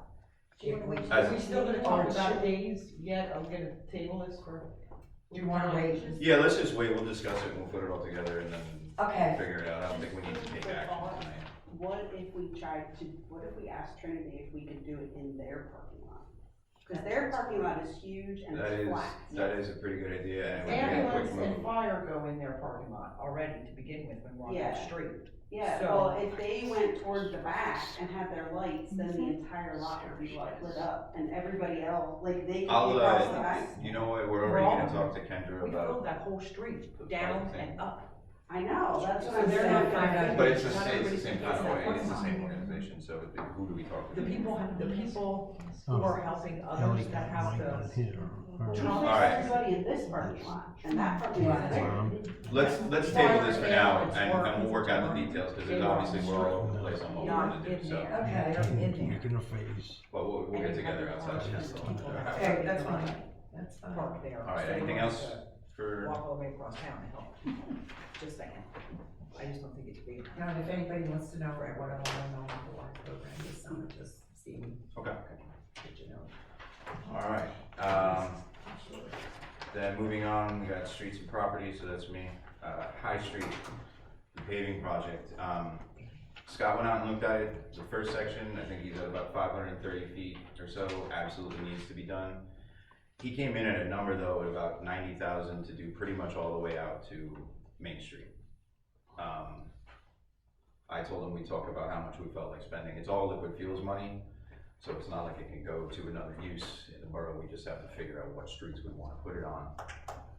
So basically, you know, that he's waiting to hear from us how much we wanna spend, and that'll dictate how far into town they're gonna come. Are you talking starting all the way out past Electro Space and doing the whole thing, Yeah, including for Electro Space? he I mean, can we come had that all the way, yeah, he can come all the way in. The whole thing. At about 90,000, he said, it's basically just materials costs and then labor that's already built into our budget. So that goes from where, from the electric? From the space? town line to, you know, if you were driving out there, you'd feel it. I know, You know, I know. okay, I so know. from I right go just there, about every day I'm on it, so I know right where there, it is. all the way into, to The Main Street. intersection Main. Yeah, pretty much. When's Long Swamp looking to do their part? They're starting up here, they're doing that this Home Road. coming week, I think he Home said. Road's this week and Yeah, maybe okay. even next week, so after that. And then after that, they're gonna come down and start their So portion in the there. next 3 weeks? Yeah, yeah. Mhm. So that's about 3 blocks, would you say, or what's the linear footage of the distance you were Um, paving, you said 90,000? Yeah, that's what the number he said. That, Oh, that's gonna cost us. well, it comes out of our liquid fuels money, Yeah, yes. that's what I'm saying, Yes. okay. You said over 500 feet, right? Well, the 500 feet that he marked as that part 530. needs to be done. you know? The rest of it, there's spots that are okay, there are spots that are not okay, you know, and then once you get closer to town, it starts getting rough again. Since they're out there, they can bring the whole thing in at 90,000, you know? And that would eliminate more of the, you know, I mean, we could cut, okay, we're not gonna do this because this 40 feet looks good, but now we have a seam here and a seam here that's gonna wanna separate over time and things like that, so. They're there, do it, I mean, and they have the people. Yeah, and on top of that, pretty much every one of our other projects got pushed to the next year because permits didn't get approved and things like that. So, this is, I don't know what, we had a whole bunch of liquid fuels money budgeted for this year. We're not using anywhere near that at this point because none of the projects are gonna be completed this year. And the other projects were, just as a refresher. Yeah, well, there's Washington Street, yeah, and then the other thing we were looking at was, resurfacing North Main, but again, due to scheduling and things at this point, that can be done, but it'll technically push us into next year. And I think that Kroll is really horrible. Me and Eric have been discussing street strategies going forward, and I think basically what we're gonna be limited to for the foreseeable future would be that we get $60,000 a year from liquid fuels. Our involvement with the co-op brings our costs down, as you can see on these projects, immensely. I was gonna basically, I think the good idea to give Scott a budget of $60,000 and have our road crew give us a lot of feedback on what they think should be done, you know, going forward, because it's gonna be just a block here and a block there and whatever it is, so. But yeah, Kroll's on the list, has been since I started. The goal was to do that along with Keller Street, but we didn't get the grant. I didn't want to tie that in with Keller. Yeah. But as it pertains to this paving project, how does everybody feel? I'm doing it. Yeah. Makes sense, equipment's there. I guess we should, I mean, wait, you know, I mean. I'd like to see Main Street versus the most heavily traveled road, but. Well, that's the thing, the price on that, actually the price on that was about similar, what Scott was saying, but that's from where we stopped doing pavement at the last project, all the way out with a resurfacing project, but that has to go out to somebody else, because we don't have the equipment or manpower to do it, so, that still is with what we have in the account now, is still there, it just can't get done this year, because their schedule's booked for the year. Do we need a motion? Yeah, I would need a motion to authorize I'll make that motion to do High Street from our topping line up to Main Street. I'll second it. Any questions? All those in favor? Aye. Any opposed? Okay. That's really all I have that's actionable tonight. So moving on, Eric, you got anything? I just have a question for Stacy. Is there anything still in the snack stand here what's the status with our snack stand? There's little things, Ethan has already looked at it as well. We have, other things that were in the snack stand that we still are accumulating, like the park benches. Are we still? But the thinking snack about stand is doing pretty something? cleaned out. Are we still considering removing it from being part of the building? The snack stand itself, Yes. until we moved on the whole property, we didn't move on our staff demolishing the snack stand, no. Is there a reason we couldn't demolish it without doing other things? I don't know. I'd have to see the walls and things like that, I mean, the outside wall is, yeah, the wall. Last time I was over there, other than the equipment that's gone now, good stuff, Right, they took a lot. It's like pictures and spatulas and stuff, you know what I mean? And you know, the shelving on the wall, you know, the little tables or whatever. So if we wanna move forward, maybe that could be a fall project for our staff. Right. And I'm not bringing it up at this meeting, but at the next meeting, Terry, just so you know, I'm gonna try to get more information of the T-ball / wiffle ball field. Stacy gave me some numbers, I talked to Charlie. Charlie says I can waive the permits, correct? For doing the work where we can do it without having to jump through hoops to get it done. And I'll talk with the parties that need to be involved with it and try to get that moving. That's all I have. All right, Michelle. Where do you wanna start? Did everybody get a chance to review the list of bills and transfers? Anybody have any questions? No. Then I'll make a motion to pay the bills and transfers. I'll second that. All those in favor? Aye. Any opposed? Alright, treasurer report for today, August 14th. General account has $139,620.85. Water account has $90,535.80. Sewer account has $133,839.29. Reed bed sewer has $5,005.25. Payroll has $3,758.03. The recreation park project account has $305,924.77. Liquid fuels has $336,829.80. Fire fund has $99,723.03. Ambulance fund has $38,905.39, and ARPA funding has a balance of $218,052.36.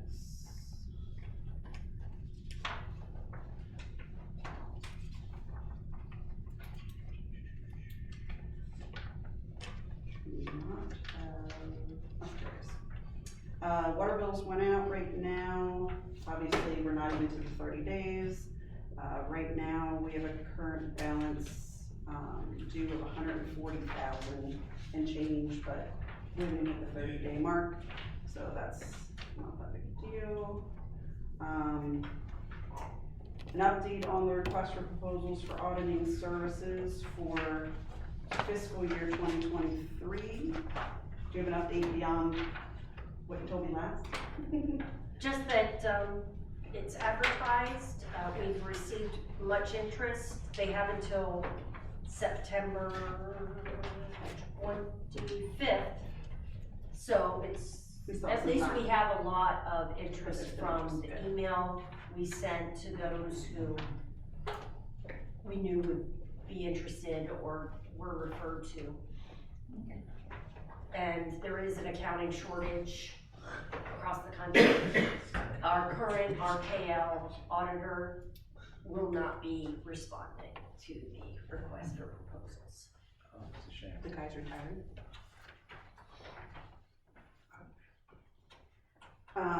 Did everyone get a chance to review the residential water and sewer service policy?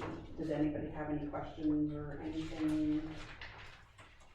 I had a question.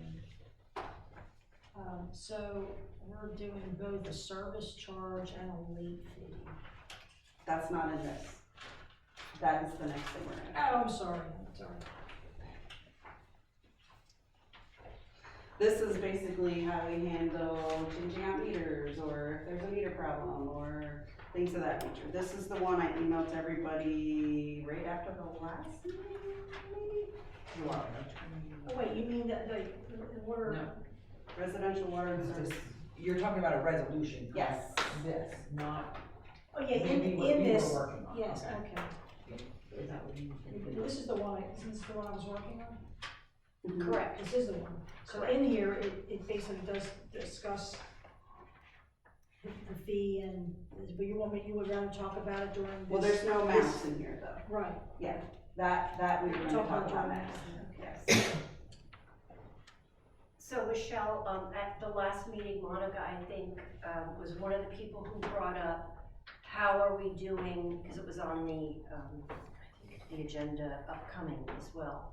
Trying to get a contact, either telephone number or email address, so we can utilize our emergency notification system, as well as okay, you just locked your gate, now we can't call you or email you, and now we can't read your meter. So according to our ordinance, we give you a shut-off notice. Well, wouldn't we like to be able to reach out to people? It was suggested that we make it mandatory and included in this policy. That every account of 927 supplies the borough with a current email address or telephone number. You don't know how many we don't have either on. Yeah, I think. It's the Sometimes it is, majority, there was just an issue. well above 50%. Call, hey, did you know? And just so happened to. So I guess the question is, how do we enforce it to obtain them? We could do incremental, it was suggested by Trinidad, but at least it'll be in the policy. And we could. For new residents coming in, yeah. So you're saying it's a problem for them reading the meters? Sometimes. Some still have old non. They're not on. Whatchamacallits. But, so it would be basically for any meter that's not, that needs to be accessible that is not, we need to have your information.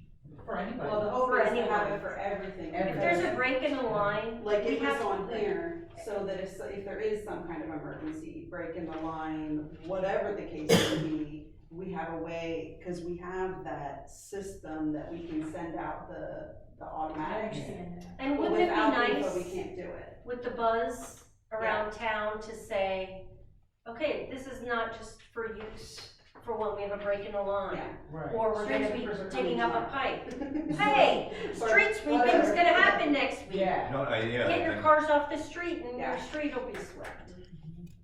And Yeah, it's, I we mean, can it's start the system, using the something school's that been we using pay it for for. how We long? pay For for how this many years? system every year. Right. Yeah. So- Require people to do it. Yeah, I don't have a problem at all adding it, I just don't know I how think we. people don't want to be contacted. But I think you can. Well, I have an unlisted phone number and I still get called all the time for, solar PA and whatever energy thing all the time. I pay for an unlisted number and still get all these calls, so people don't wanna be called, sorry, we're just trying to be informative here. Take Maui, Hawaii as a Did anyone have any other questions or thing, additions? why you And need then we'll reverse add it. 911.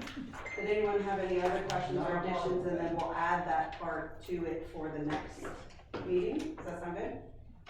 Is everybody good We with that? could adopt it with that change Say too. with changes. Yeah, Right, with changes as discussed by council. so, A minute before. I guess we just have to kind of work through what it's gonna say and where. So let's take a quick look and see where we would add it. I mean, if you'd like more time too, we can push it to the next meeting as long as it's not jamming anything up right now. I mean, you could probably put it at the end of chapter 1 for meters and meter usage provisions. That might be the, Right after the customer has a responsibility to provide free access for meter readings. Yep. It could be Yes. tied into yep, that. and we tie into that, that's. To perfect. say what the customer has a responsibility to provide a Current contact number. Current valid phone number. phone And number email address. and email. Or email, not everybody has. And or. Right. Whatever they have. And or. Yeah, and or is fine, but yeah, that's the place to put it, because it becomes a system usage requirement that way. should order a pizza. Okay. So do we need to have the exact, I mean, I think we'll just make it simple, like, the customer has a responsibility to provide a telephone number, a current telephone number and or email address, Which will Yeah. be that confidential one for. so that the borough may contact them. Right, I may contact them, I wouldn't limit Yeah. emergencies. Yeah. Okay, does that sound good? Everybody Do good we with put that? anything else, not making that confidential information? No, if they ask, no, because I don't wanna create that obligation for confidentiality in case for some reason it would have to be turned over. I mean, if there's no intention to turn it over to just anybody. Nothing's private anymore, especially when it comes to your address and your phone number. Really, think about it.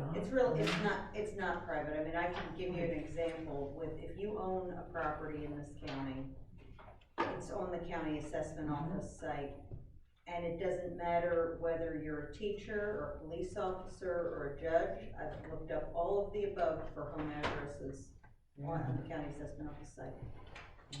The software I used to have in real estate was well beyond that anyway. Oh, you can As stop. soon as I can find out about people. It is ridiculous, yes. Okay, so we'll add it at the end of chapter 1. Just the customer has the responsibility to provide a current phone number and or email address, period. To the borough, current valid. Use the word valid. Right, to the People just give it a phone number. Current That was valid kind of understood.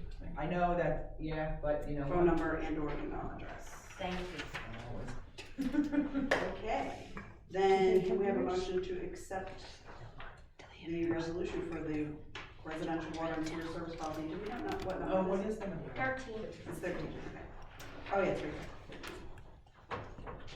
I'll make a motion that we, Accept with the change? yes. We have a second? Second.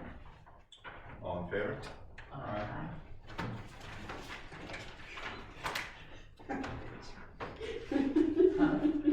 It was about to smack me.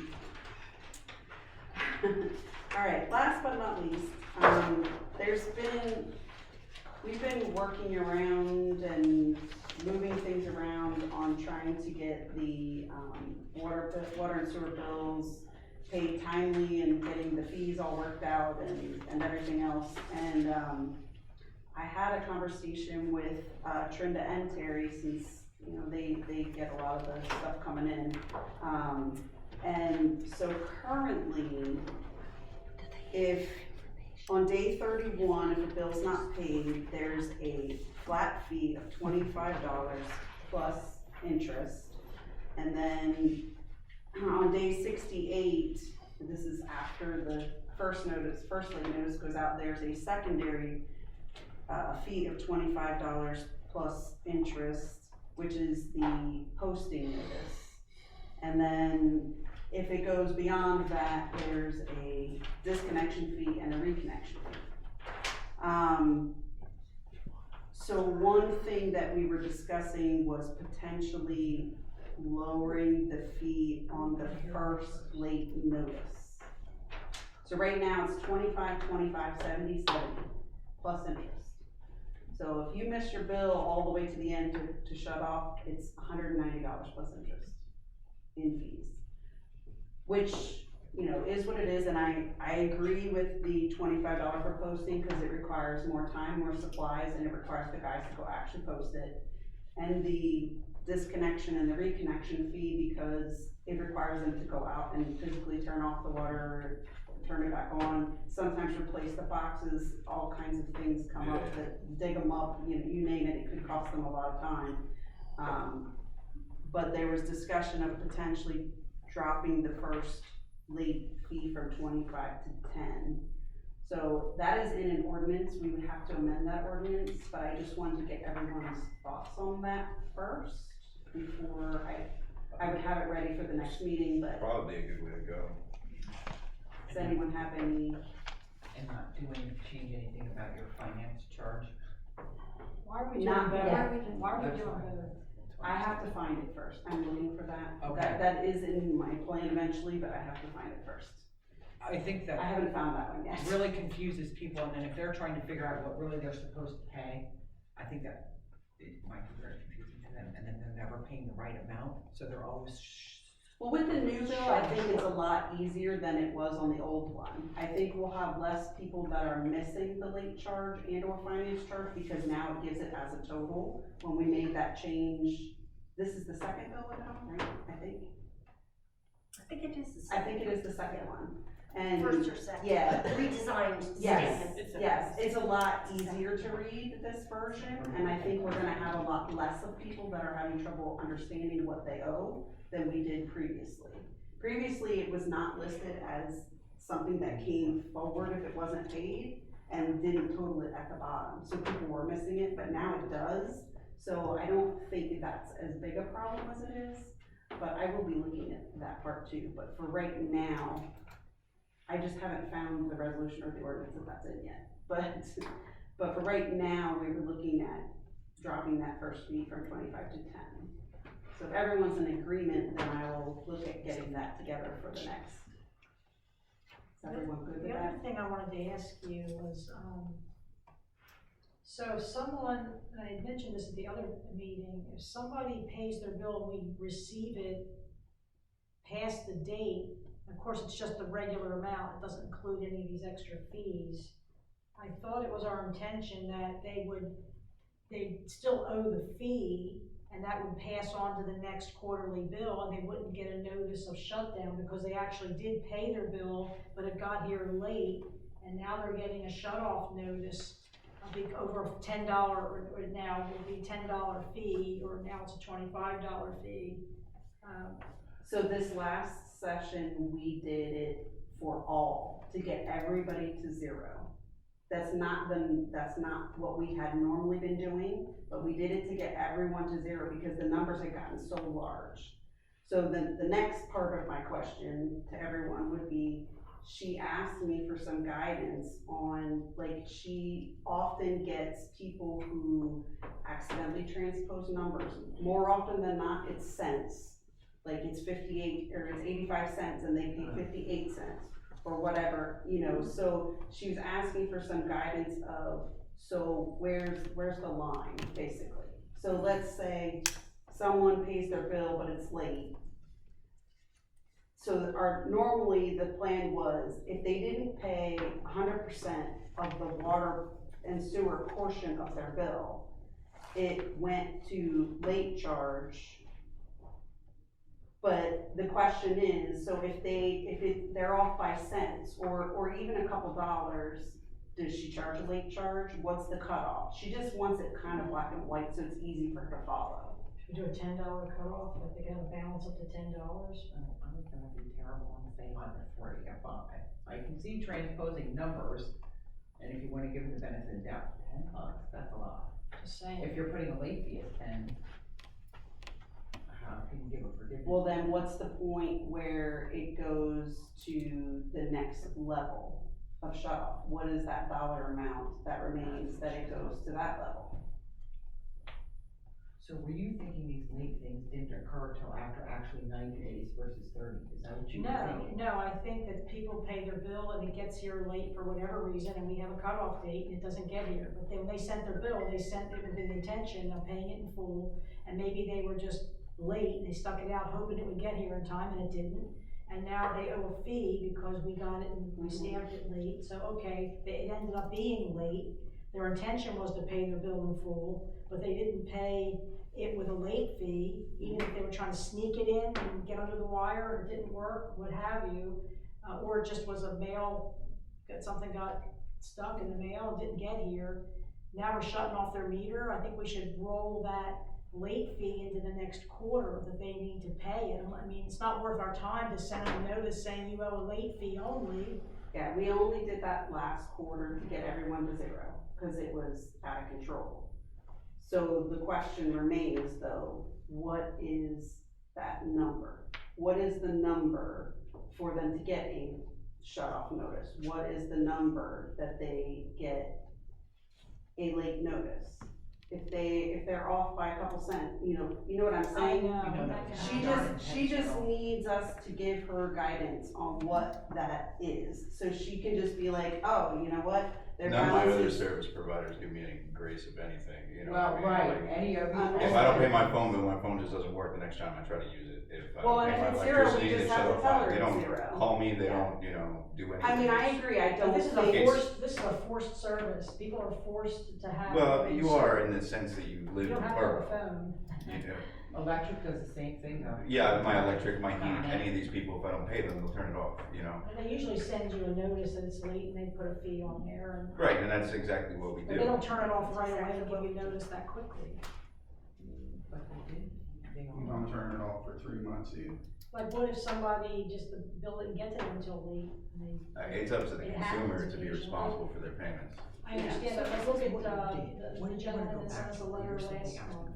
I don't know if that was resolved. Well, I for mean, this, the in my only thing opinion, that if we would missed it by a change day, you would should be pay it a this week would be earlier. $10 for right now. Okay. and Right, still- but you got a You shut off. still wanna keep your days. But he was late, he didn't get a shut off Like, notice. That Hey, stays Bill, as it is. I guess is my point. The question Hey, is, Bill. But late. is it only Yes, on we water got and the sewer payment. that- But that's, in my opinion, that's the process. If you're late, this is our process. But if there's a $10, Hanging out whenever. Because he was late, and that's our process. If they don't have money. That's the question. Well, I don't think we should. Where you gotta pay for your groceries. Conversation's going on together. Keep this on. All right, You said yes, you said no. That's we need why to I'm rein this asking. in, because it's already 9 o'clock, so what are we talking about right now? Well, we might have to think about it, because, right? What you could do is this was policy only, however, the late charges will go out before our next meeting. So we have to decide, we have to be able to at least tell her that much. Is it anything below the full payment of the water and sewer bill, you get a $10 charge? Or is there a little room for error there? I would, That's the decision that has to be made. my opinion would be Right. that anything that's under, if you haven't paid your Anything's under the full bill, full you amount. have an outstanding balance. Right, Right, like we because have. it's Yeah. So if someone's a penny off because they Well, made a typographical error, That's, you want them to get charged, then. so do we shut wanna, off do we the wanna list. do a dollar? Like I on said, that? none of my other This is just service the late providers charge. would treat me any differently. I This is just the conduct my first life late in that charge, manner, because everybody that will should. happen between now and then. The first late charge, Late charge is a late which charge. is the first late charge, this isn't the shut off, the first late charge, is it on any balance of the water and sewer bill? Just so I can tell her, she just wants I'm just one vote, but that would be my opinion, and I Right. don't know how everybody else feels. Let's make a motion then, and Get part of it, see. situated for right now. so at least I can give her that one for this first. So you'd like to make a motion to reduce the first, Well, that's in an ordinance, we have to redo the Okay. ordinance. But But we then we're can just- direct her to make it $10 now. I think. No, You can direct who to make the late Instead of fee at 25. $10? Instead of 20. That's Well, part of that's the in the ordinance. ordinance, yes, that's what I'm So, saying, we yeah. have to redo the ordinance. So Right, if you you're can't good do with it. the 10, then we'll do that for the next meeting, which will be in effect for the next round. But we have to give her direction on who gets a late notice, because that is not in an ordinance or resolution, it is just policy. then No, however, that's, the late is also in an ordinance. The dollar amount, what amount we're calling or considering to be late? Explain It that would how be you did spelled out. to We're me. giving Yeah. us grace Yeah. of if any there's dollar. any balance from the water and sewer, are we charging a late fee? Is it for any balance, from a penny to the full amount of the bill? That's all I'm asking. 89 cents instead of 98 cents. Right. Well, that's. See, I said $1 Yeah, on that's that. interpreted People do- ordinance. yeah, it would be the language of the ordinance, it's already on the books, and the interpretation of it. If it says you're late, then that's what it is. Okay. Well, That's all I was Let's asking make for a clarification. motion and then we'll all vote on that, because I think there should be, it should be changed. What was the motion? The motion would be to not charge a late fee. Are you checking to see if we can actually do this? Well, my point is that there's already an ordinance on the books, so whatever that says, if we want to change our standpoint on that, we need to alter that ordinance. Right. We can't just And say, I think that's what we you can't just check. say tonight, we're gonna, you know what I mean, it is whatever the language is in the ordinance. That has to be changed to do it. Right, so you'd be authorizing the preparation of an It's right, I have the ordinance right in front of me. So it says, said notice or demand of payment shall state the total amount of money owed together with the notice for said delinquent account may be paid. Said demand for payment shall also contain a notice that if said amount is not paid within a period of 30 days from the date of the notice, then the borough, in addition to any other legal remedies it may have, disconnect and terminate all water service to the realty where there are outstanding delinquent water and sewer charges. So it's not very specific, it's how you read it, but it sounds like to the penny.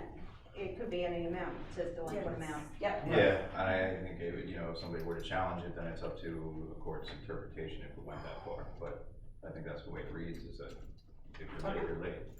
So I guess you need to come forward with you. All right, is there anything else under, I don't care, she's just asking for clarification. Well, no, I So get that it. she I has get the it. leeway to then. Not now, no, The way this is written. no. No, there isn't, because it's just delinquent amount. Any Yeah. changes, Which would be any amount. Any changes would be by amendment to the ordinance. right. I can make a motion to amend this, can't I?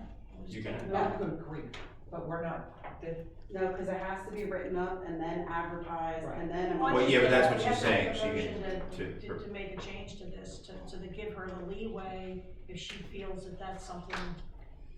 but that's not all you wanted to change. Right, Or it sounds, suggest for a it change, sounds am I like right, that Michelle? there are Yeah, the other, dollar amount has to be changed in the ordinance. right, it sounds to me But I though thought like you there said are other something else, no? issues that you want to explore with this ordinance that can't be resolved tonight, so Correct. to advertise it piecemeal. Yeah, no. Makes No. no Right, sense. so we have to make a motion to review this and. No, I don't We think don't make a that's motion, already, we that's table already it. underway. Yeah. Come back with Yeah. your With suggestions. revised, and then we would, once we Right. have everything in it that we want, then we would. Right, Right. then you request package it to have- together under a motion, and then Yeah, council will authorize Oh, okay. preparation of an amended ordinance. I Michelle, was writing notes to.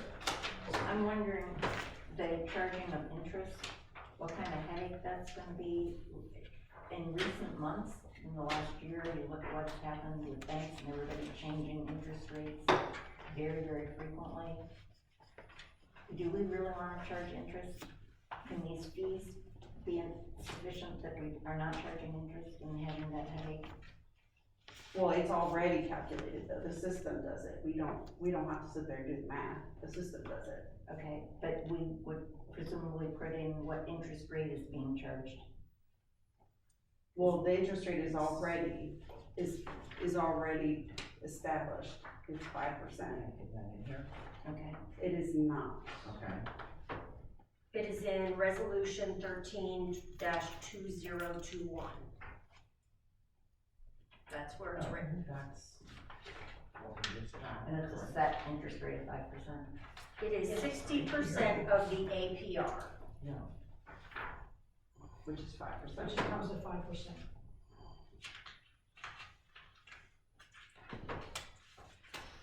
That's all for me. all right, Thank God. all right, so moving Oh, on. I think I see a hand. Oh, Oh, my.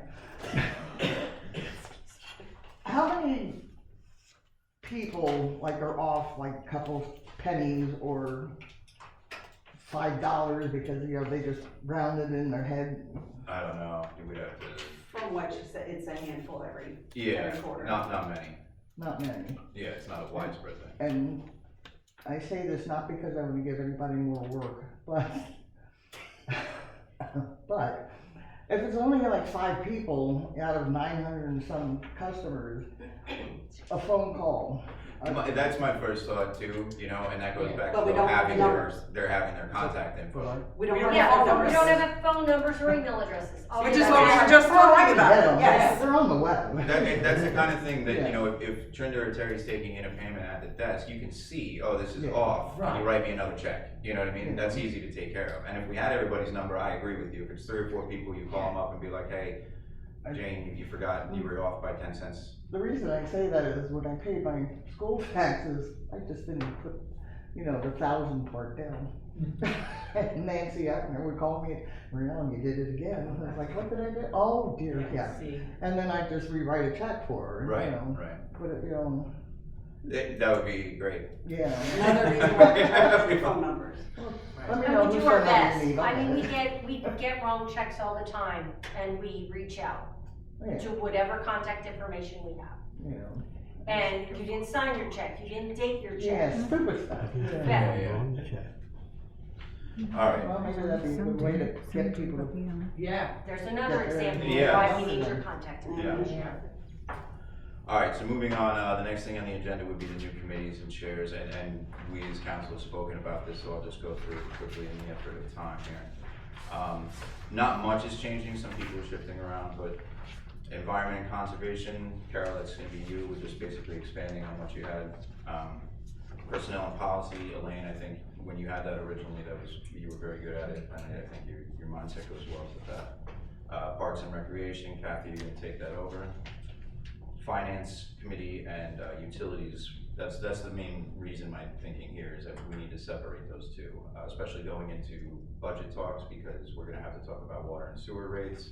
We're also gonna have to talk about taxes and all these things, and it's a lot to put in one basket. So Monica will be taking over finance, and Michelle will just continue on with utilities.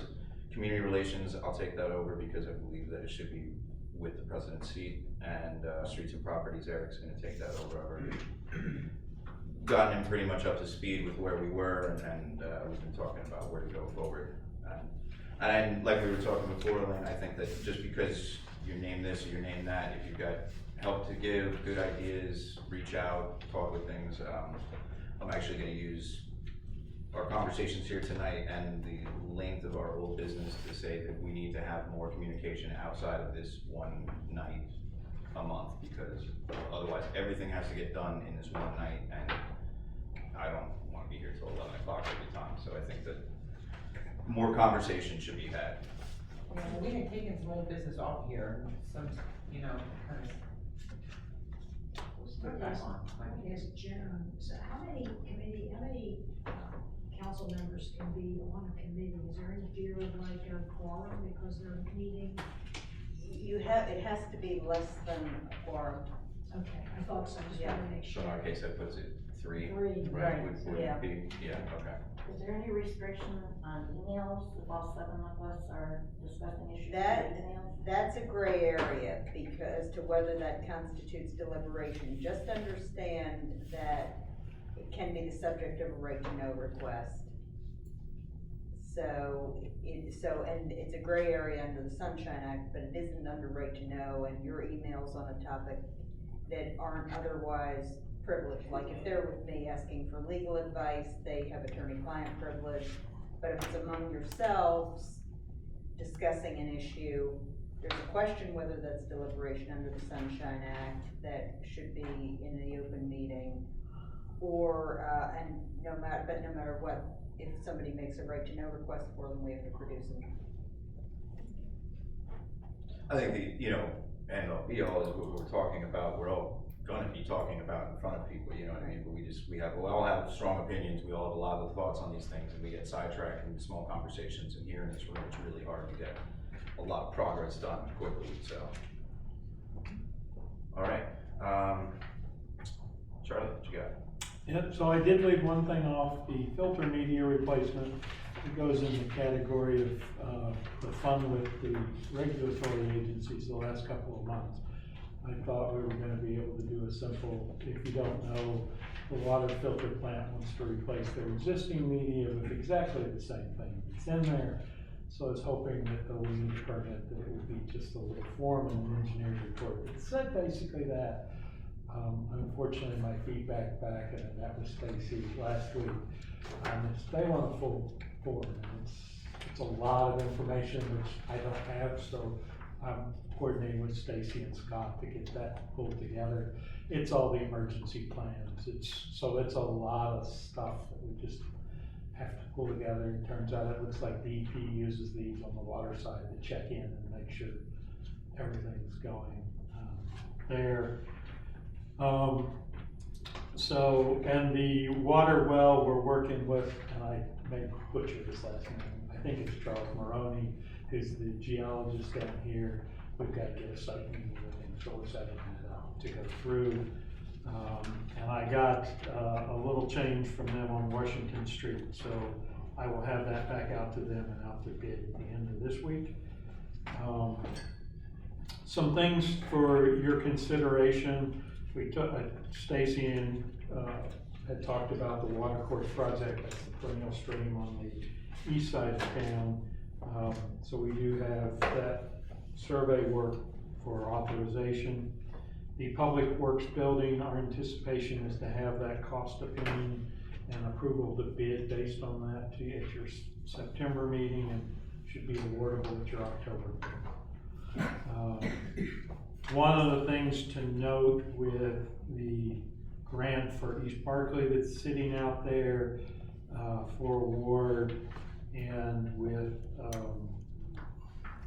which is water line work and road work and then the well I got some times in there for those based on our processes, but cost processes are gonna be part of that. So when you budget the money for it, and for instance, on the well, what we considered, what we actually tried a couple of years ago was to put in a grant for that well. If that's how you want to approach the construction of it, I'll need to get with Mary, look at the programs that are likely to come out, and set up a time frame that allows us to be able to put in that grant responsibly at that time. But it means we won't be following this time frame for that stage.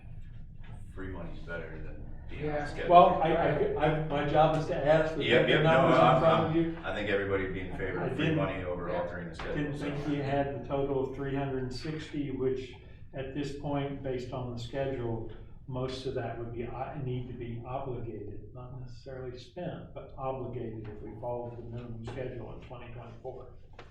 So you'd have to have the construction funds on hand to be able to award that contract, for instance. So that's why I say obligated. But then, East Barclay, you have a match, so there's monies there if we get that one awarded. So that's why I do flag those issues. We need to be, as you go into your budgeting, part of that will inform us as to how to proceed and spend money or not, carrying through. The MS4 report is here. We will have that draft report to you by the 18th. Final is due September 30th. And then there's the permit renewal. We've got to have the notice of intent to DEP by November 1st. You see the timeline around that.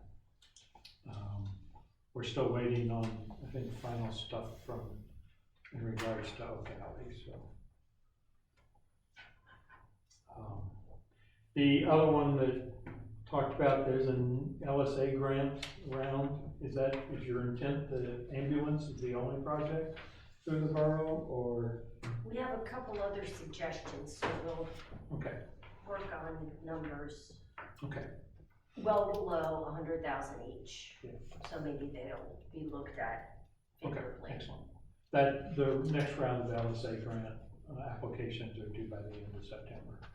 So that's why that's important. All right, that's everything I got. You've got the approval as the first line item under old business. Yeah, thank you, Charlie. So we'll move on to old business and water course project. Oh, sure. Yes.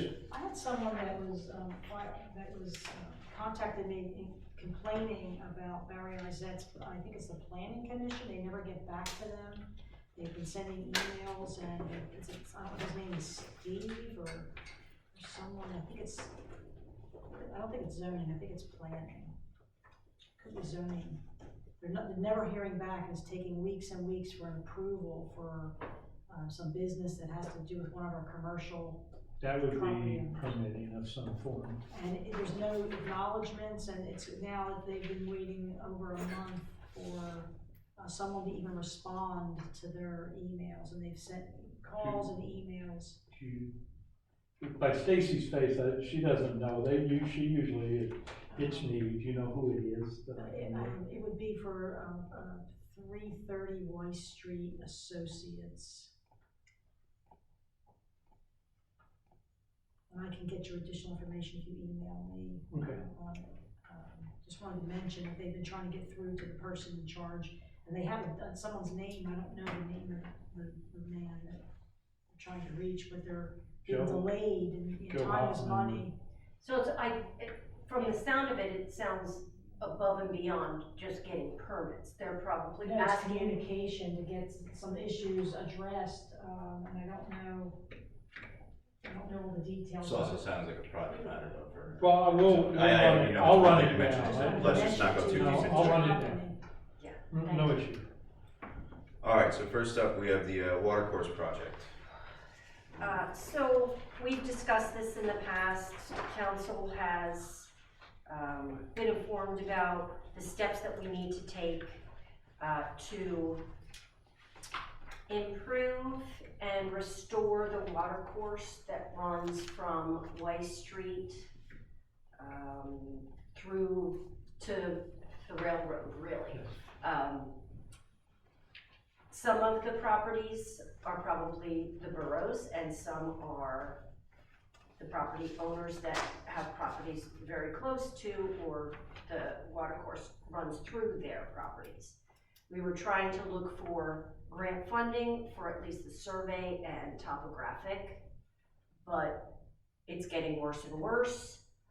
We're getting more and more communications from the property owners along the water course. If you want to look at the map, it's the green line that kind of goes south to north and looks very linear, but it's not like that, but that's how it is on the map.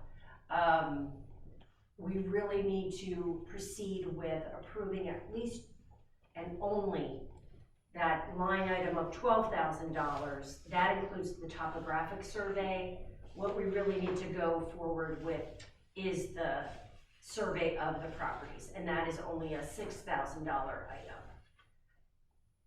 In order for us to even say we're responsible for this, we'll start taking care of this and put the responsibilities on the proper parties, because trees are coming down, things like that, especially with the storms that we've been having this spring and summer. So we need a motion to approve the survey work.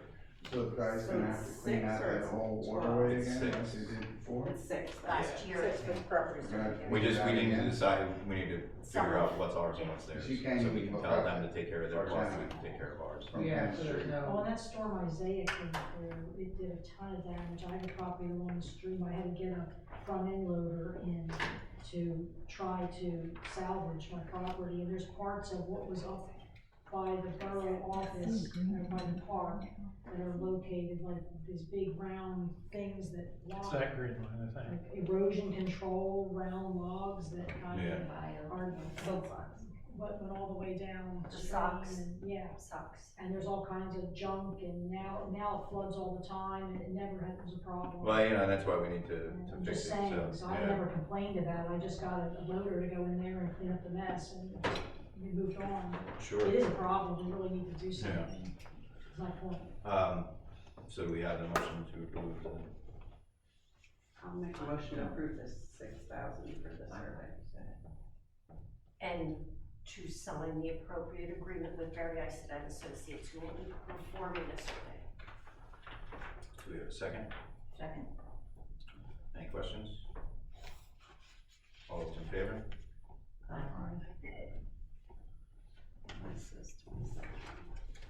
That was everything.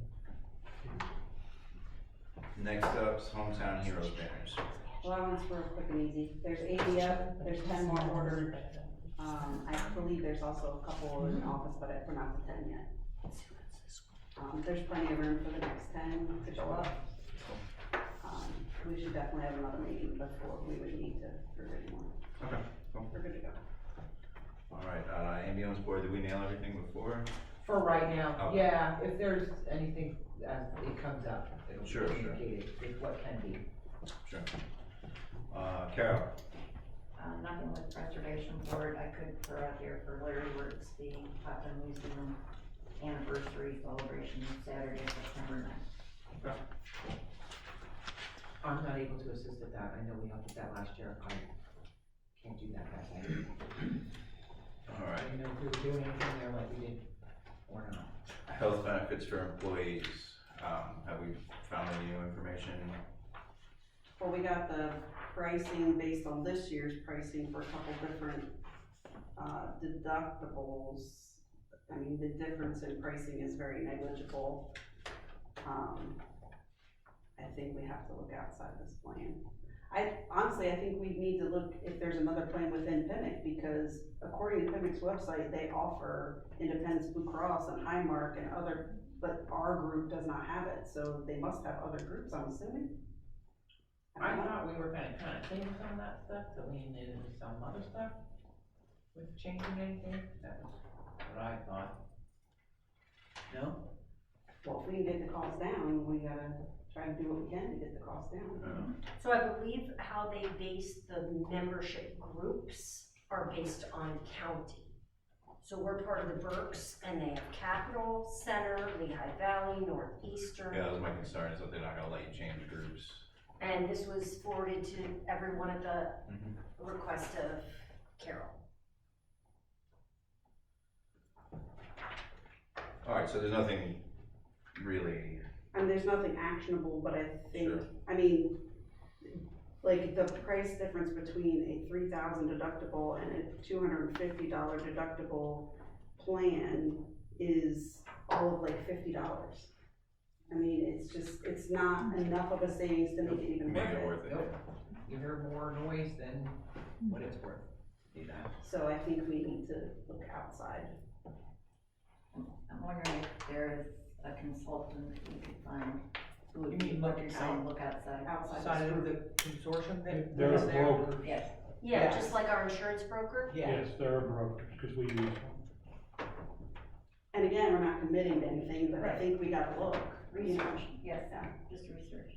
I would be in favor of that, getting a broker to evaluate different plans and give us an opinion. And again, I think we need to stay with the major insurance, you know, and look at plans comparable to the plan we have.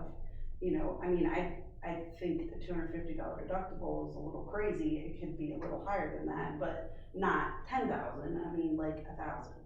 You know, but comparable, like Independence, like Highmark, and even other groups that have capital. I mean, I priced capital for myself, for my family, and it was $1,000 less than what the borough pays. But you can't do it like that. No, I know, but I'm just saying, there's, you know, we gotta look though. If we Yeah. don't find it, we don't find it, but I think we have to. That's our obligation Yes. for our taxpayers. Do you have any guidance, Jean? I think that the use of a broker is a very good idea. I can give you a name, it sounds like, Charlie can also give you a name of a good broker that's worked with our firm. But I think I agree that you have an obligation to try to find a good price. There may also be planned through the Pennsylvania State Association of Boroughs to look at as well, if you haven't already. Alright, And again, it's just worth looking. I mean, maybe we don't change anything. Maybe we find it's just as bad everywhere else. I don't know, but I think we need to at least look. So is this something we would ask you to spearhead for us with the name of your person? I'll get I'd that think to Michelle. I'm glad to get his name from Well, Michelle. I'll hand it to her because she's on finance. Okay. alright. Topton's 150th anniversary. Oh, yeah. Coming up faster than you think, so, if you guys want, I guess at this point, we're basically just asking to put the word out, if anybody wants to be, we need to put together some sort of, well, I mean, we don't need to, I suppose, but I think it's one worth celebrating, and I'm sure people would wanna be involved in that. Could we maybe put something on social media that just says, hey, we're looking to put together a committee, if you're interested, contact, and then have like a person that they contact? I think it I would, think that's the best. yeah, me and Kathy at this point, yeah. Okay, yeah. It used to be called the Centennial Committee, if you want to maybe somehow throw that in there, some might be What's it called when you're? familiar with that. For this year thing. 150? Yeah. I can't remember what it's called. Yeah, a century and a half. Yeah, and then just everybody kind of put the word out, I guess. I don't know. All right. I know what you're talking about. Yeah, I can't think of what it is, though. It's not coming. Moving on, the 120 water line, water service line identification project. We are still working with 120 Water. They are sorting through all the data of our customers and where they live, and then layering it with the Berks County Assessment Office. So they're still working. Okay. Do they have a timeline on that? Before October of 2024, giving us a way more advanced time to do what we need to do then. So hopefully by spring, I would think, if not some draft of. I was something by the curious end if they of the had year. given us some They sort of did not. estimate. They Actually, did you not. don't have to do much other than the inventory for October. That's the key deliverable in October. That's the. Okay. Boy, they make that sound a whole bunch of scarier. They tried to scale it down. Yeah, yeah. Yep. Okay. PADEP FPPE audit, you're gonna have to help me with that one, Stacey. That's okay, the results are still not in, they still have not, DEP, that is them, have not scheduled, kind of an exit review of the audit prior to the finalization. They have a lot of people who need to look at the audit and what the findings are, if any, and the report itself. Alright. And then NIMS training. Has anybody done this yet? I did some of it last winter. Okay. But the rest of us haven't even. It's too time consuming, this is like a full-time job to do this. Yeah. I think the only one that we need to do is the green one. The only required one is the green one. But it is required but of yeah, any it is. elected official. So, What are we gonna do, Brian? just to, So when So- you do complete it, we just need to know so we can document that for FEMA and FEMA. does everybody think we can get that done before September? It's not gonna happen for me, maybe next September, maybe it would happen. Well, that's, How long did that's that kind of, take, do you know? I do not know. I'm saying, 'cause we only have to do the one course, so it's, I didn't take it, I took others. and it's required, so I mean, I think by the end of September, I think everybody can get it done.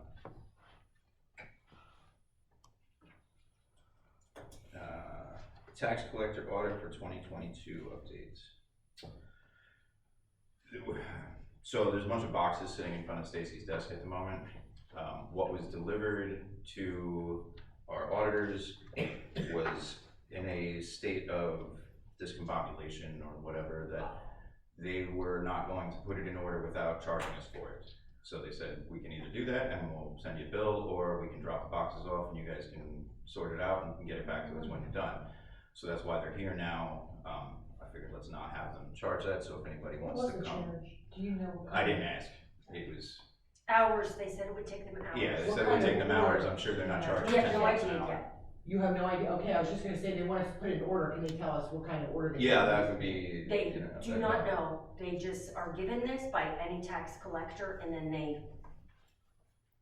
come up So, with figures and look for reports and. Yeah, so How was this handled in the past? it wasn't done like this in the past. This is It was not, organized. this is not how it was supposed to Okay, show up at yeah, our so- auditors. That's the problem. That it got there, they said this Who isn't, sends this to them? the tax collector does. Okay. So is that something we can talk to our tax collectors to address? it's not the same. It is not our It current was tax 1 collector, year. who Right. is no longer an employee, and doesn't Right. have any reason to Care. care. That's Our why I current didn't- tax collector has been informed from each entity he collects for what is going to be required at the end of every year. So he now knows what to collect throughout the year. So he's prepared. Regardless, Yeah, we have to that's organize good. this. I have faith in him, but Yeah. is there any way we can go after our previous tax collector? Well, at this point, the To do boxes her just job? need to be sorted out. What, Just saying. what needs to be With no sorted labor. in them? Is it the billing reports? Is I it don't the know tax- what- I don't know It what is- any of No, it but is. you A know couple it's not boxes. done. Do you need, So you need it's- help with it? That's what we need basically, is we need a few of us to sit down and look at it. I spoke to Tom, he said he'd help in whatever way he can. Yeah, I mean, I helped with that at school. Okay, That would be great, so, the so, boxes well, just I'll, can't leave the building, I'll- just that we have custody of them. I'll reach out to everybody and we'll set up some time or times where we can pop in for an hour here, an hour there. And yeah, right, yeah. Well, it can't be more than 3 of us though. And next up would be the deputy tax collector appointment status. A form will need to be completed by in the past, we'd like to have an Yeah. emergency backup for our tax collector. Someone has agreed to it, we just need to get that form signed, and then we'll get a copy of that, and council will be presented with that in order to approve an appointment of a Okay. deputy tax collector. So we already have So we're someone, working we're on just, it. okay, Yep. gotcha, Oh, good. gotcha. Shocking, Alright, cool. because, yeah, it's been a while. And then last thing on here is traffic calming. Carol, I believe you brought Yeah, that I one. was just wondering if there's an update. We discussed this quite a while ago and we were getting materials from free for somewhere and. We did, yes, we still have, we have the, I don't know what you call Speed them, humps? the portable speed humps or the temporary speed humps or whatever. Honestly, that turned into, our guys had no time, and we weren't quite sure what we were doing, where that was going, so that it's still sitting there basically waiting to be implemented, but we, you know, other fires came up. That's Callowhill, right? That's another issue, those are two different things. Well, no, originally we were gonna get real speed humps put in on Callowhill, but nobody wanted to do the work because it was too small. Nobody bid. So nobody bid for it. So we were gonna add that to one of the other projects when we bid it, well, most likely Ocala, to try to get, so that's still the plan currently. Okay. To go back to what Carol's speaking to, I think, is we had received these rubber speed humps that we were gonna use as temporary measures to try and calm traffic in certain areas when we were getting reports. I think the first one we were gonna do was Hope out there. The thought process at the time was if that works, then you make them a more permanent thing. We remove because the downside to them is that when you have them installed on a street, you can't use liquid fuels for the street anymore. So we have to, not until you pull them up, because I don't know why, they just say so. But you're right, it basically just kind of fell by the wayside because fires everywhere, and you know, the guy said, where do you want these? I said, we'll talk about it. We didn't get to a solid conclusion, and now they're sitting somewhere. So no plans for the foreseeable future to throw them out somewhere? Nothing on the planet, but if you have something that you think would be, or if you know you hear something from a resident, we do have the equipment, and from what I understand, it's not hard to install them. It's just a lot of pieces. Yeah, it's going to be, you know, a sizable job for the guys, but not.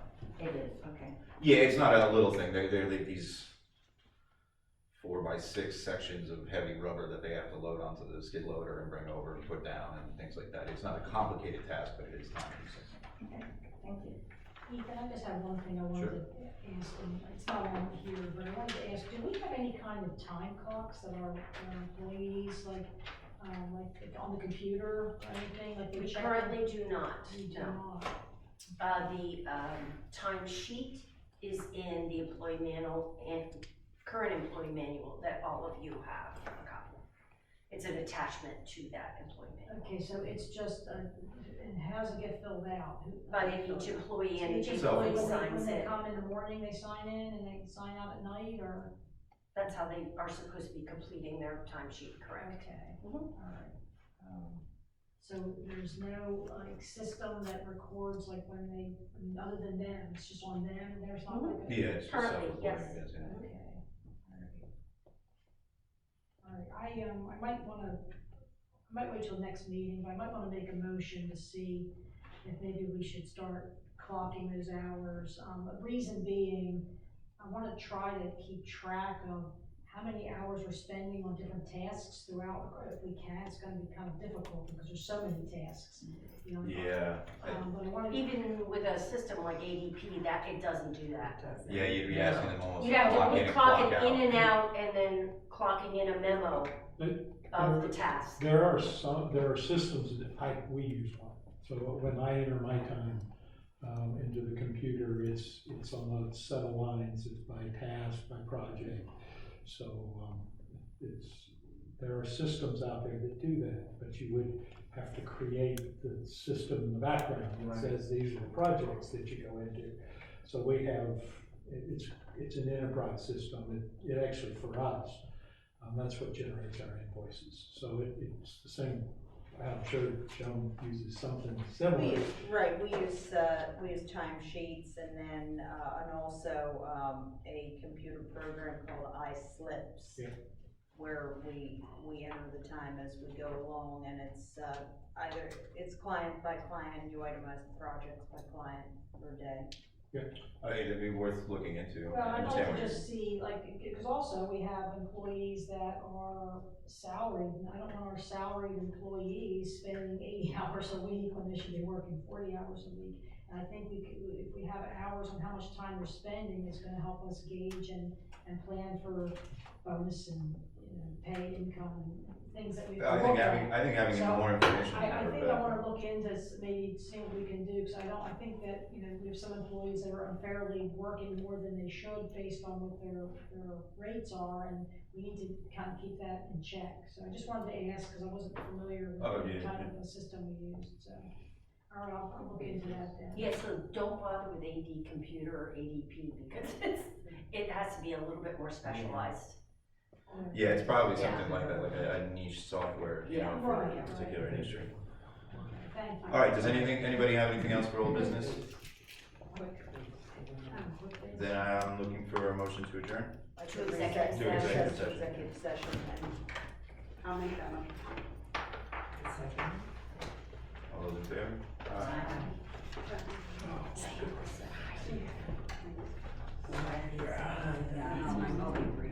Yeah.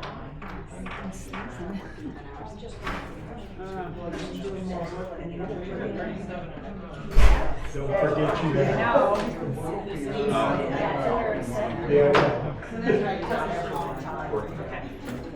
Okay, so we just have to stop the camera. Right, that's what they're saying. Yep, it was on for after the people leave. Yep, you can, yeah. Well, right,